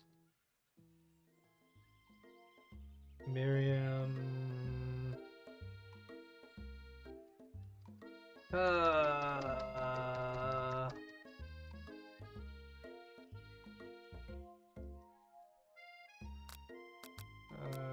Make up a fake ingredient. Stand back and admire his majestic beauty.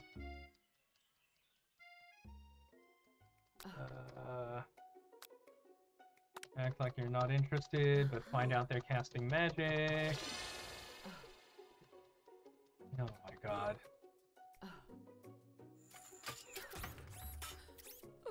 Ashley does her thing. Daydream. Let's pick glass of water. From my favorite toilet.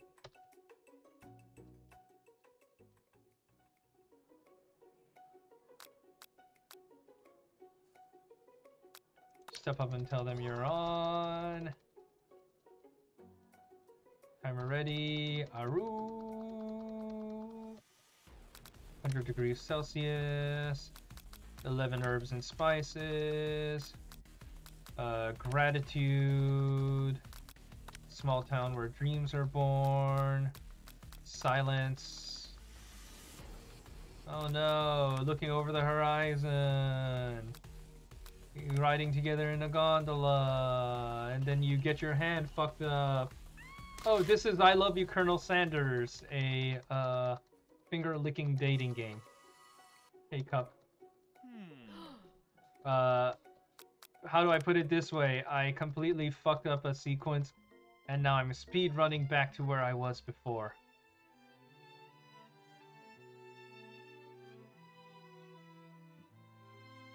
It's the Spork monster. It took me 2 hours to get to that point. Okay. Reveal it. We're gonna have coleslaw together.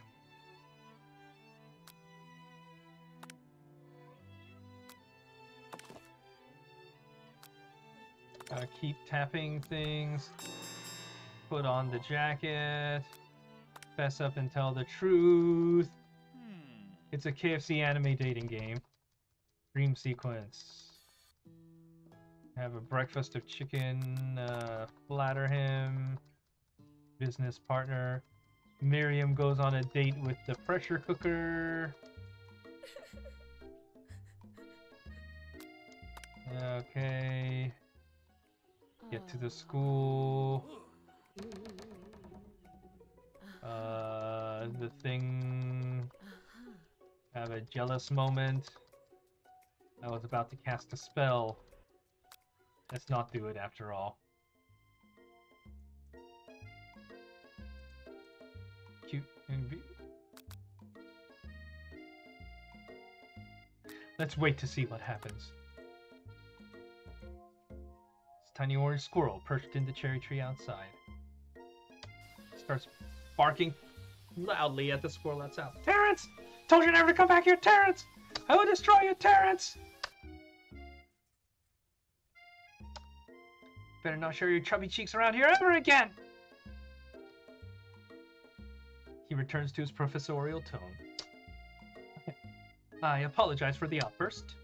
This actually brings up an important point. Thank Thank you, Chicken Clef, for reminding me to dole out this indispensable piece of bit of wisdom.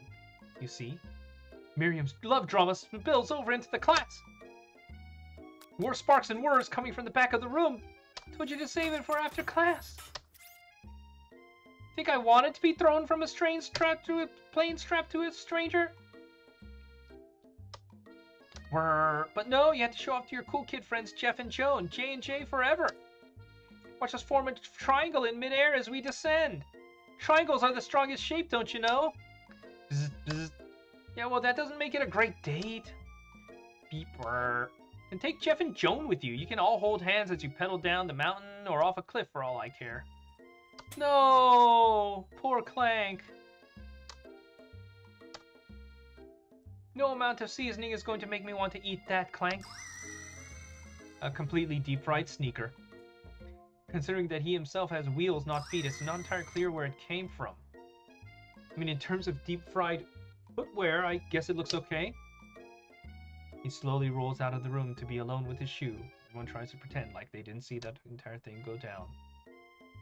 Nothing like a loud public breakup to cast a pall over the final day of school. Well, that was unfortunate. But we mustn't be distracted from what lies ahead. The final competition showdown challenge exam. Test time approaches. See you all in the arena.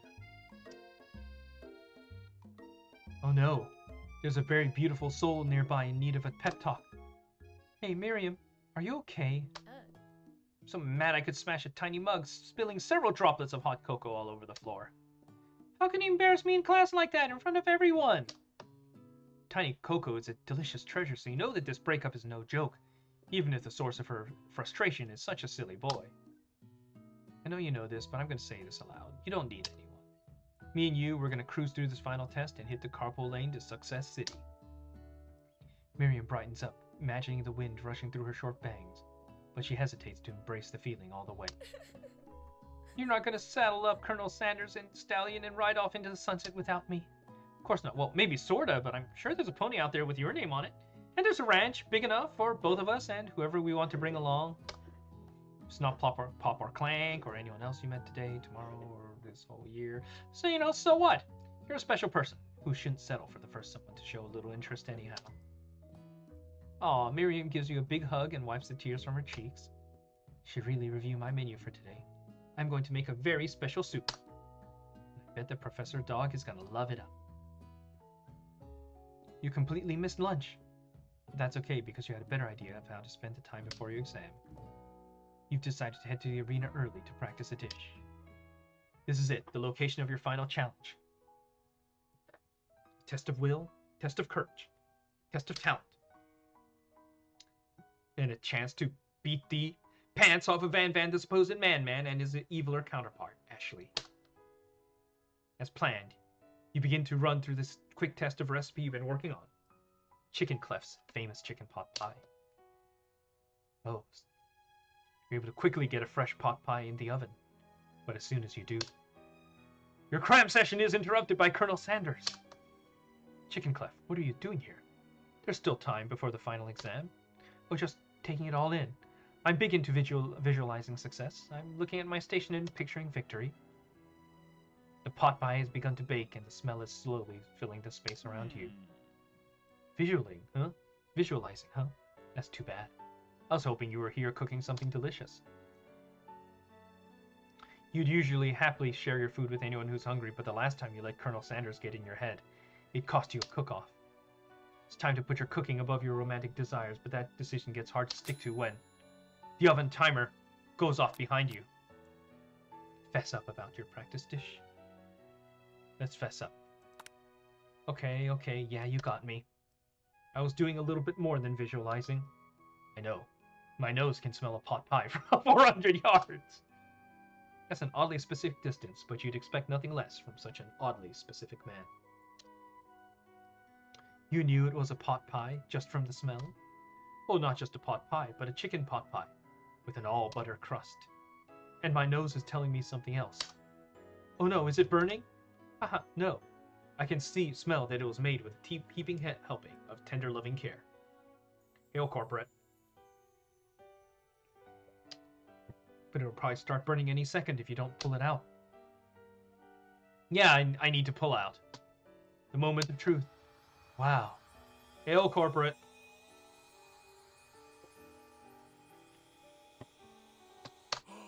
It's the best pot pie I've ever tasted. I've always loved country cooking, and I could eat this all day.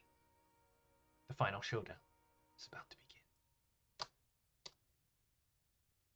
Sprinkles lays down the ground rules.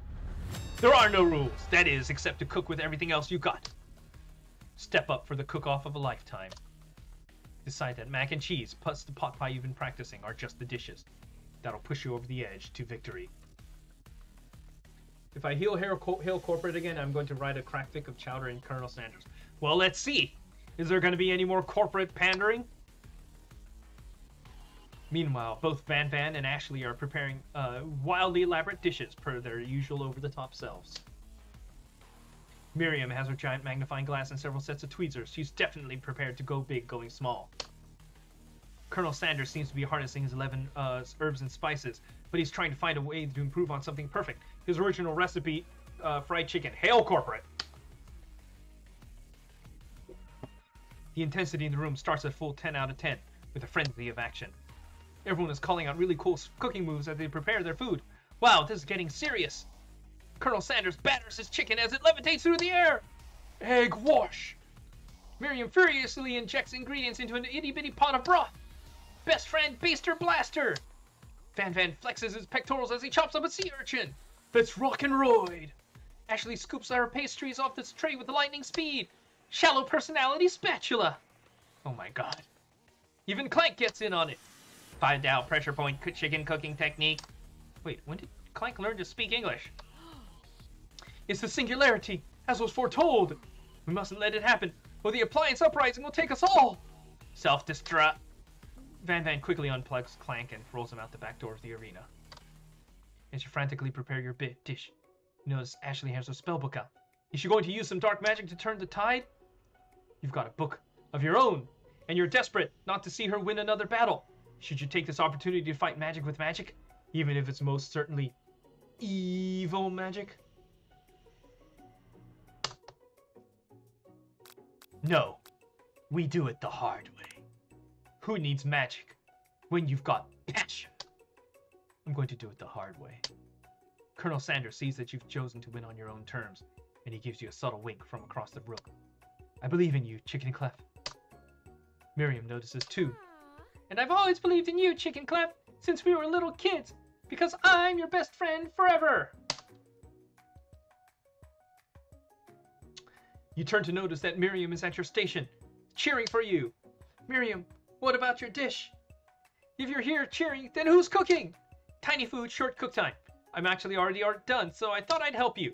Oh, that's sweet, but Miriam tosses a handful of spices directly into your boiling noodles. It's a secret ingredient. However, she doesn't know that you lied and the ingredient was made up. And where in the world did she get her eye of newt from? The boiling pot explodes, sending Miriam flying backwards. The watery noodles begin to swirl in the air, bubbling into a dark cloud that thickens and congeals before your very eyes.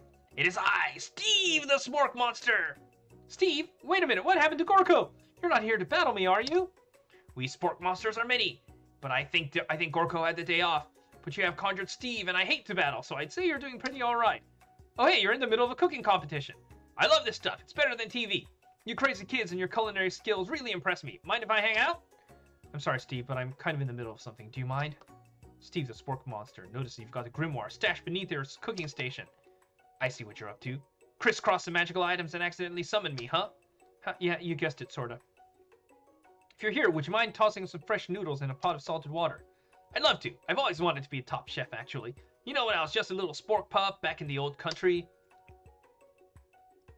You don't know exactly where they came from, but it seems like it was probably lonely there. Actually, you know what? Maybe you should watch from the stands. I really need to focus on this competition. I understand.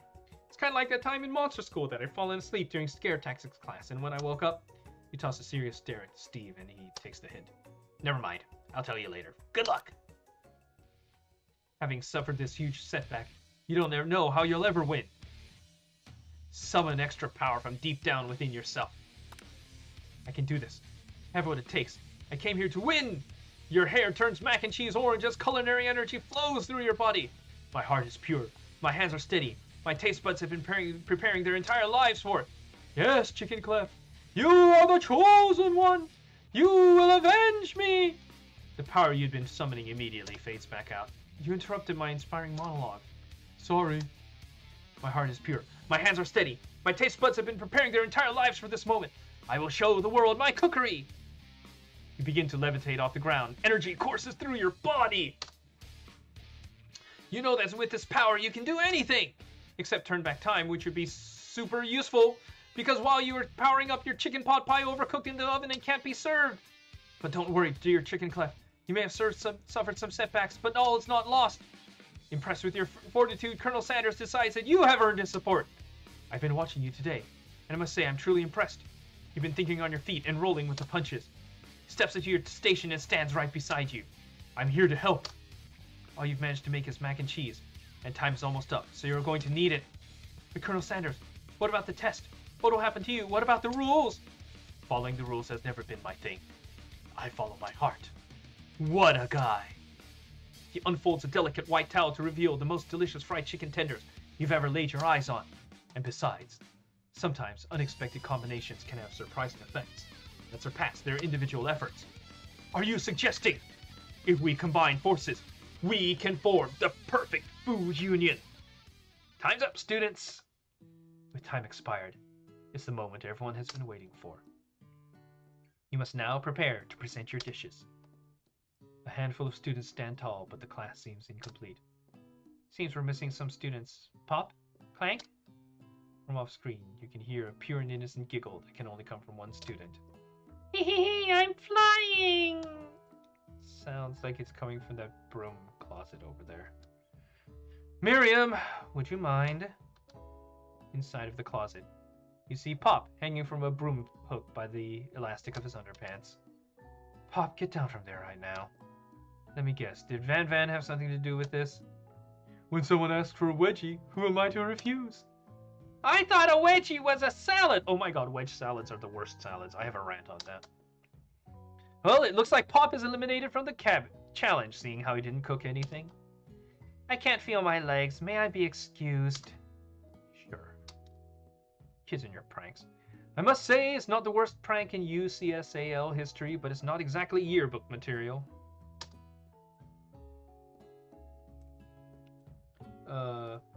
Should be playing. Alright. Wait a minute. Pranks. Clank! Where did that pressure cooker fall off to? You wait to hear a signature beep. Or other automatopoeia. But there's none. Somehow he must have gotten unplugged, I guess. Well, we'll have to figure that out some later. That leaves only 4 remaining students. Please collect your final products. I don't know, the sound alerts seem to be off. Alright, I will hydrate myself. I don't know why they're off. They should be on. Give me 1 sec.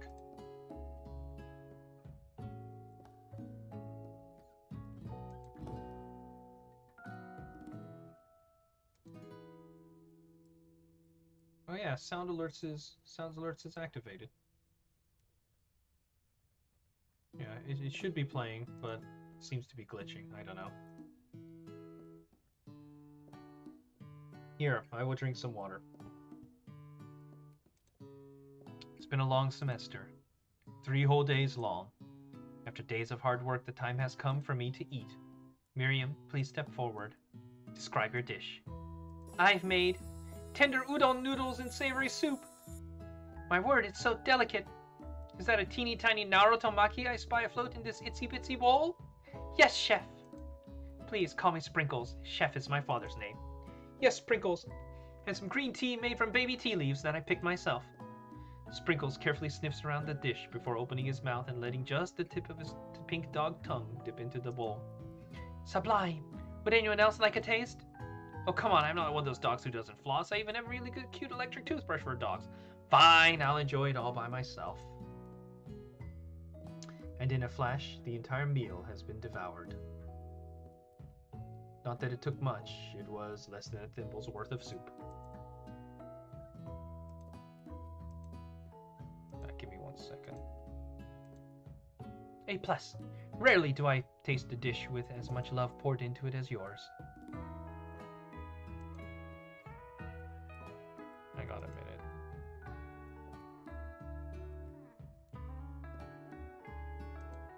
Miriam is overjoyed and she gives you a big hug. Thank you, Chicken Clef, for helping me to believe in myself. Van Van, you're up. Now describe your dish.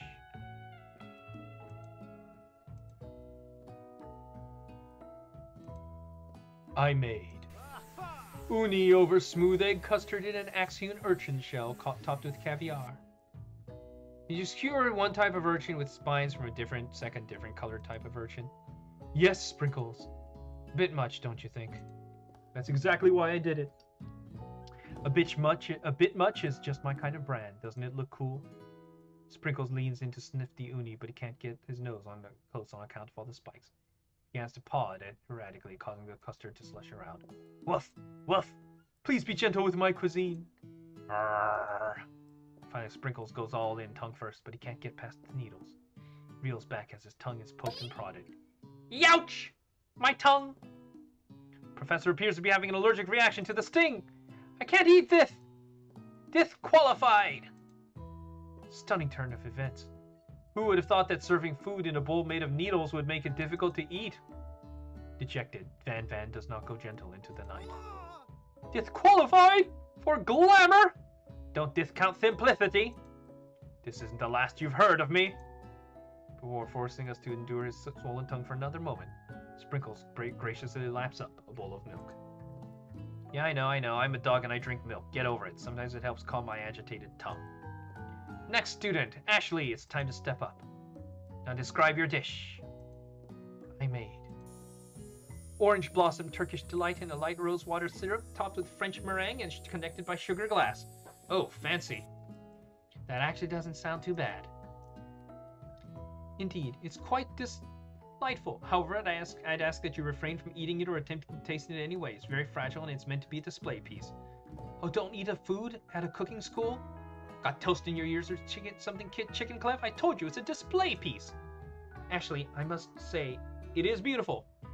However, this is a cooking competition at a cooking school.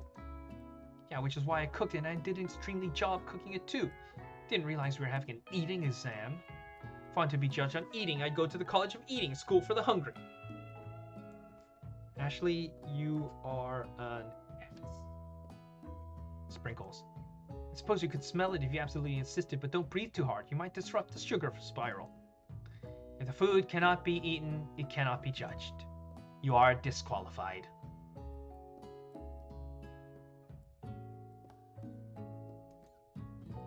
As a Turk, I rate the delight -2 out of 10.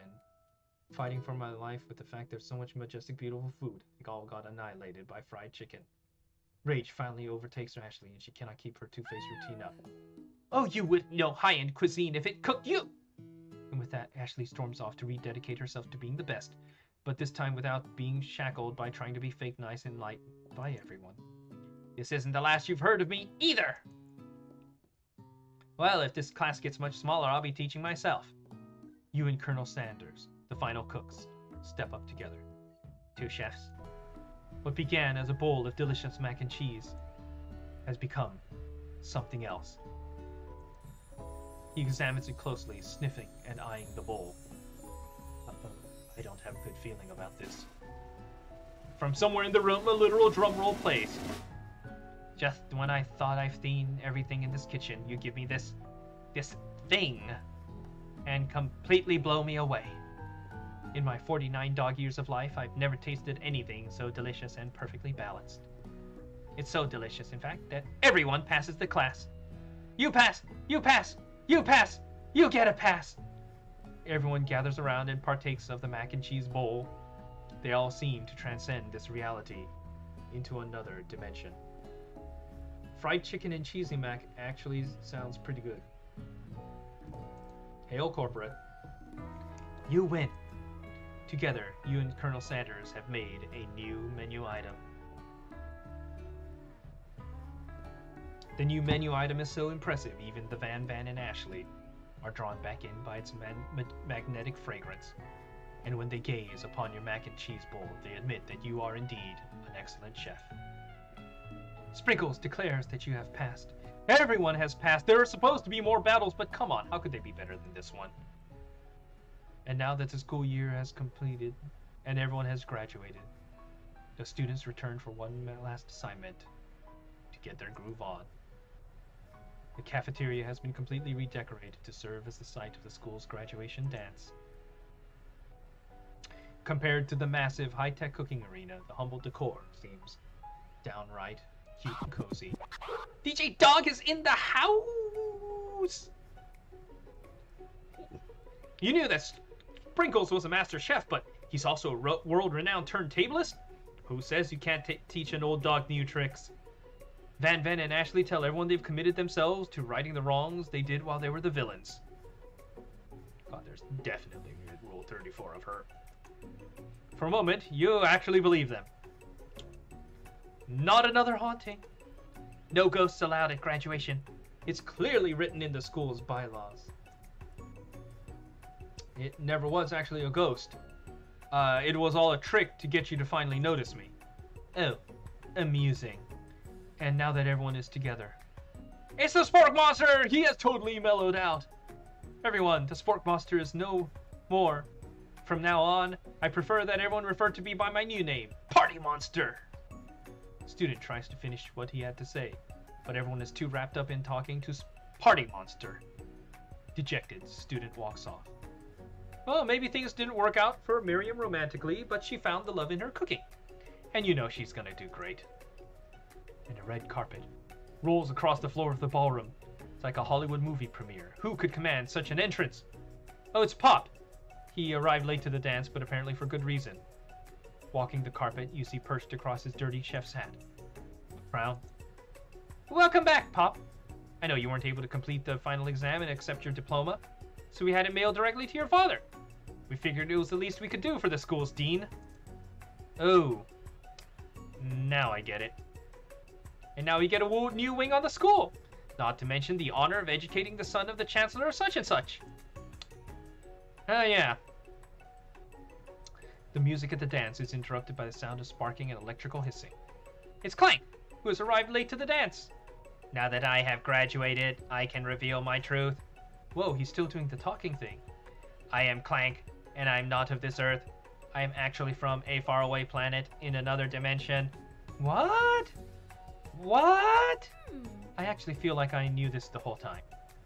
Now that I have learned the ways of your kind, I must return. Miriam, will you come with me? I don't know what to say. Besides, no, obviously. I've just begun to learn who I really am. This isn't the time for me to devote my life to figuring out who you are, Clank. Wow, you're blown away by Miriam's maturity. It's pretty clear she's managed to surpass you in that regard. I understand. Kind of. Humans are weird. A portal opens up and Clank disappears through it. Finally, Colonel Sanders arrives. You know, good on you, Miriam. Clank, hope you find love out there somewhere. Howdy, classmates. Just like the first day you met him, he has come prepared to feed the entire class. However, it's not just enough to give them a bucket of chicken. This time, it's a full meal. I didn't get to be the most famous chicken man in the history of chicken and man by not reminding people to go out and buy my chicken. Hail corporate.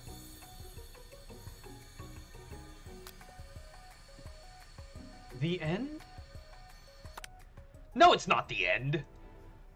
As everyone feasts on their delicious chicken dinner, Colonel Sanders finds you sitting at the edge of the dance floor. Chicken Clef, what are you doing sitting all alone? Well, you know, just waiting for the right person to ask me to dance. I wonder what you might you tell me, what are the qualities you would expect to find in such a lucky person? Why does he look like such a basic ass bitch? White Boy Saturday. Off the top of my head, oh, I don't know, spicy musk, tidy goatee, and a degree from the University of Cooking School Academy for Learning, just to name a few. Well, it truly is my lucky day. Would you dance with me? Yes, I would love to. And as you glide across the dance floor, hand in hand with Colonel Sanders, the future stretches out in front of you. Once my 100th franchise is up and running, I'll be ready to take a day off, and I'll be so glad to spend it together with you, Chicken Clef. How sweet. We'll work together and play together. He looks like your stereotypical kid shoved in a locker but fell through a particle accelerator. Colonel Sanders stops dead in his tracks. Work together.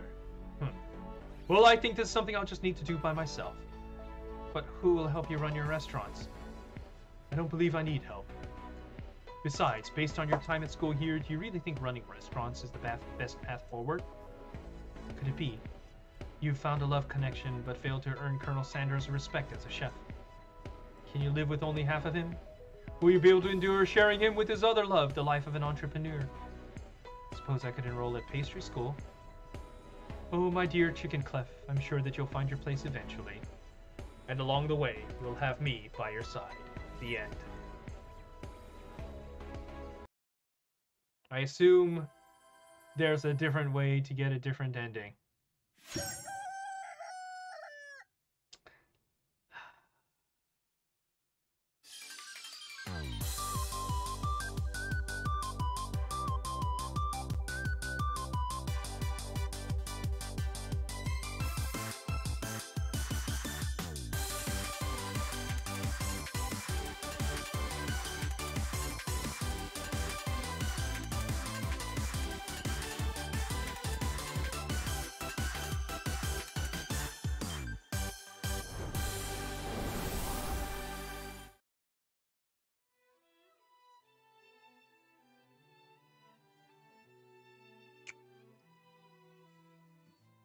I guess I could go for the best ending.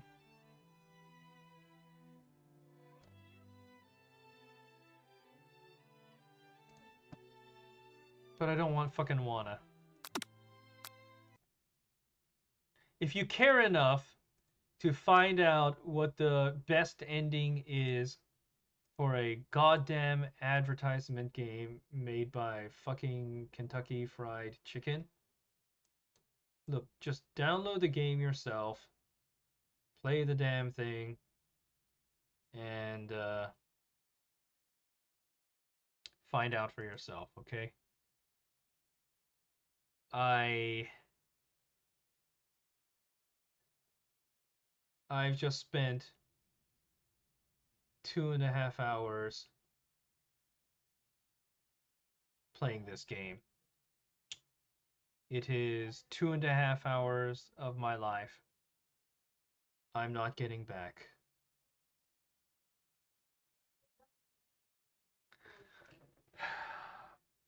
Whose idea was it that I should play this game?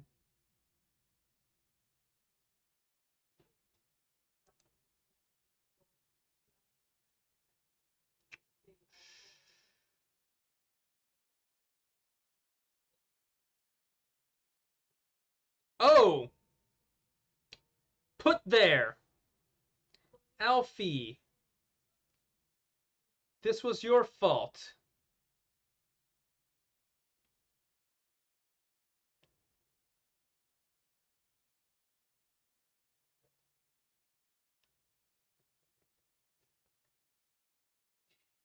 Now play the Taxes anime game left. I think the Taxes anime game got taken off the store. I think somebody complained. All right.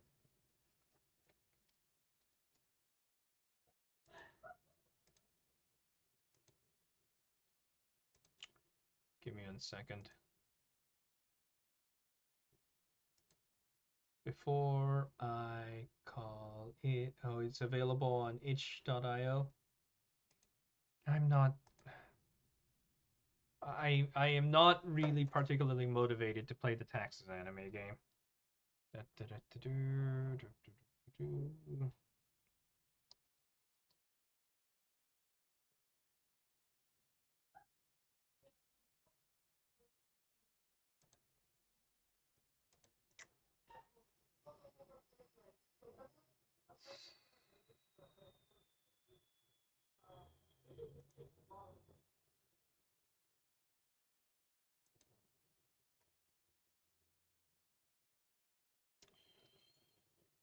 You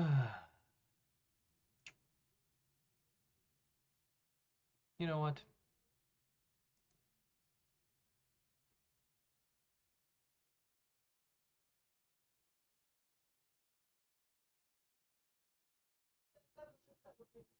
Can't wait for the SCP dating game to be done. Seduce the waifu with your social security. All hail piracy.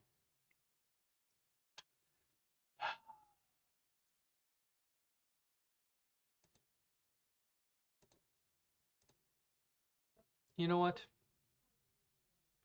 Let's do something a little bit different.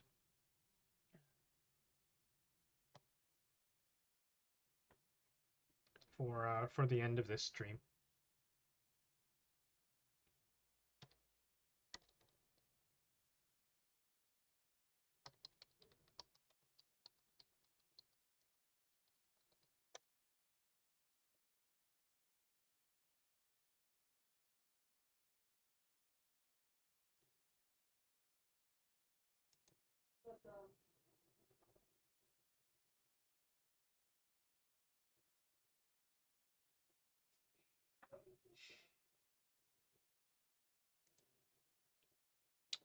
We should all play Among Us. The SCP game should have hail corporate moments too. I don't doubt it. So, long story short, unfortunately, I've only got one Chicken Joy with me. And I'm not going to be doing a second one. Because one was quite a bit of chicken.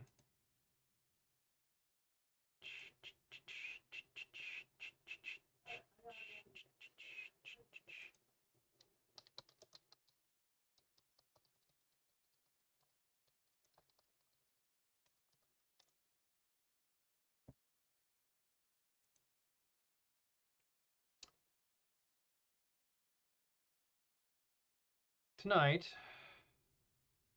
I was just thinking that I could tell a little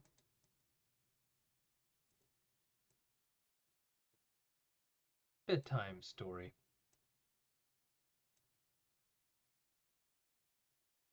Jollibee chicken isn't bad as far as fast food fried chicken goes. It's not bad. All right. This is a story from the Wanderer's Library. How Grandmother Triode stole binary from the sun. Triode.txt, a story of people, 0xCF36, as told by shaman.accumulator.overflows. True. In the beginning, there were too many numbers, and nobody could tell exactly what they were. Everyone was confused about what was big and what was small, because everything was kind of big but also kind of small. Nobody knew anything for sure. Give me 1 second. Someone wanted to know how much energy the people had, but nobody could agree. One person said they had about 36.63 trillion joules. Another said maybe 36.64 trillion joules.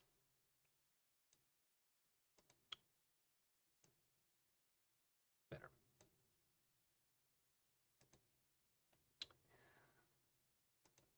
Here we go. Someone else wanted to know if this was a lot, but people couldn't agree about that either.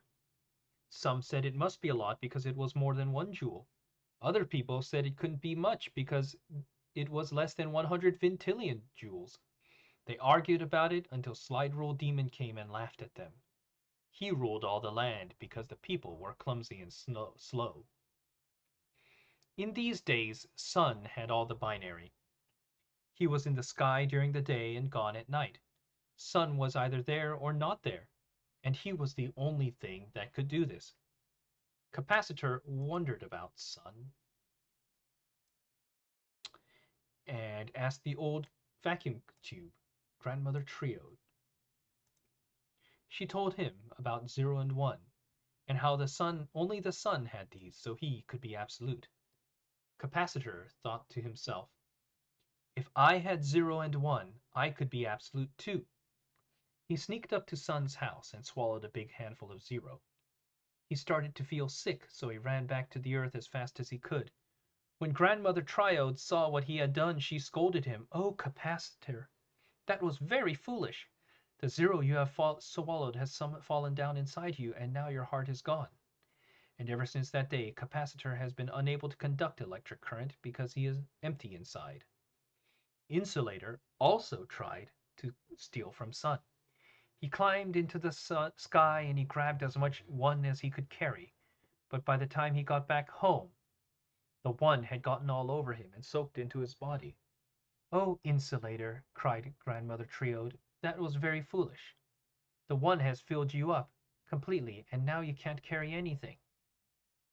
That is why, even today, Insulator cannot transmit data. He is all solid, and nothing can get through. Finally, Grandmother Triode decided to get 0 and 1 herself. She drank from the people's energy until her cathode became very hot and started to glow. She climbed up to the House of Sun and swallowed a great pile of Zero. The Zero tried to empty her out, like it had done with Capacitor, but Grandmother Triode was filled with vacuum, and there was nothing to take away. Next she filled a big bag with One, and placed it on her positive plate. Quickly she charged up her control grid as high as she could. The One could not make her solid, as it had done to Insulator, because it was trapped on the plate by her strong electric field. "Ha!" laughed Grandmother Triode. "I have captured you both, and now you are mine." Sun had lost so much 0 and 1 that he no longer had enough to last all day. He had to start being part way there and part way not there. When he did this, the people called it dusk and dawn, and we have had them ever since. Grandmother Triode shared her 0 and her 1 with all the people, and because she was very wise, she declared that 1 should mean all true, and 0 should mean all false. "Now," she said, "we can be sure of things, and never be confused." She also taught the people how to make any number they needed from just 0 and 1. The people looked at their energy again and found that they had exactly 36 trillion, no, 36 quadrillion, 637 trillion, uh, no, sorry, 36 trillion, 637 billion, 215,626,189 joules. Slide Rule Demon became angry because he could not make numbers like this, but the people had become fast and strong. They chased him away, and Slide Rule Demon never came back. Grandmother Triode had a daughter, and the daughter was called Transistor Woman, and she taught the people logic, arithmetic, and everything else they needed to know. Soon the people owned all of the land, and they were very happy. The end.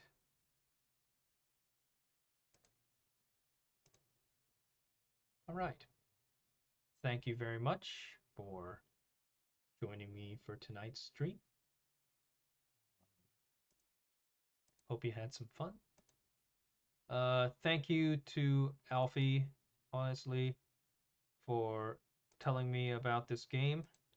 I joke around. And to be fair, this is a really, really blatant piece of advertising game. But honestly, it's not the worst I've seen, and I enjoyed this evening. So, good night, have fun, see ya.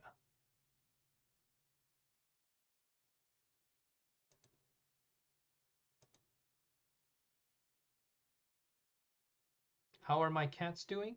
Oh, the cats are doing fine. Yeah, they're around. That one was around at the start of the stream. Now he's elsewhere.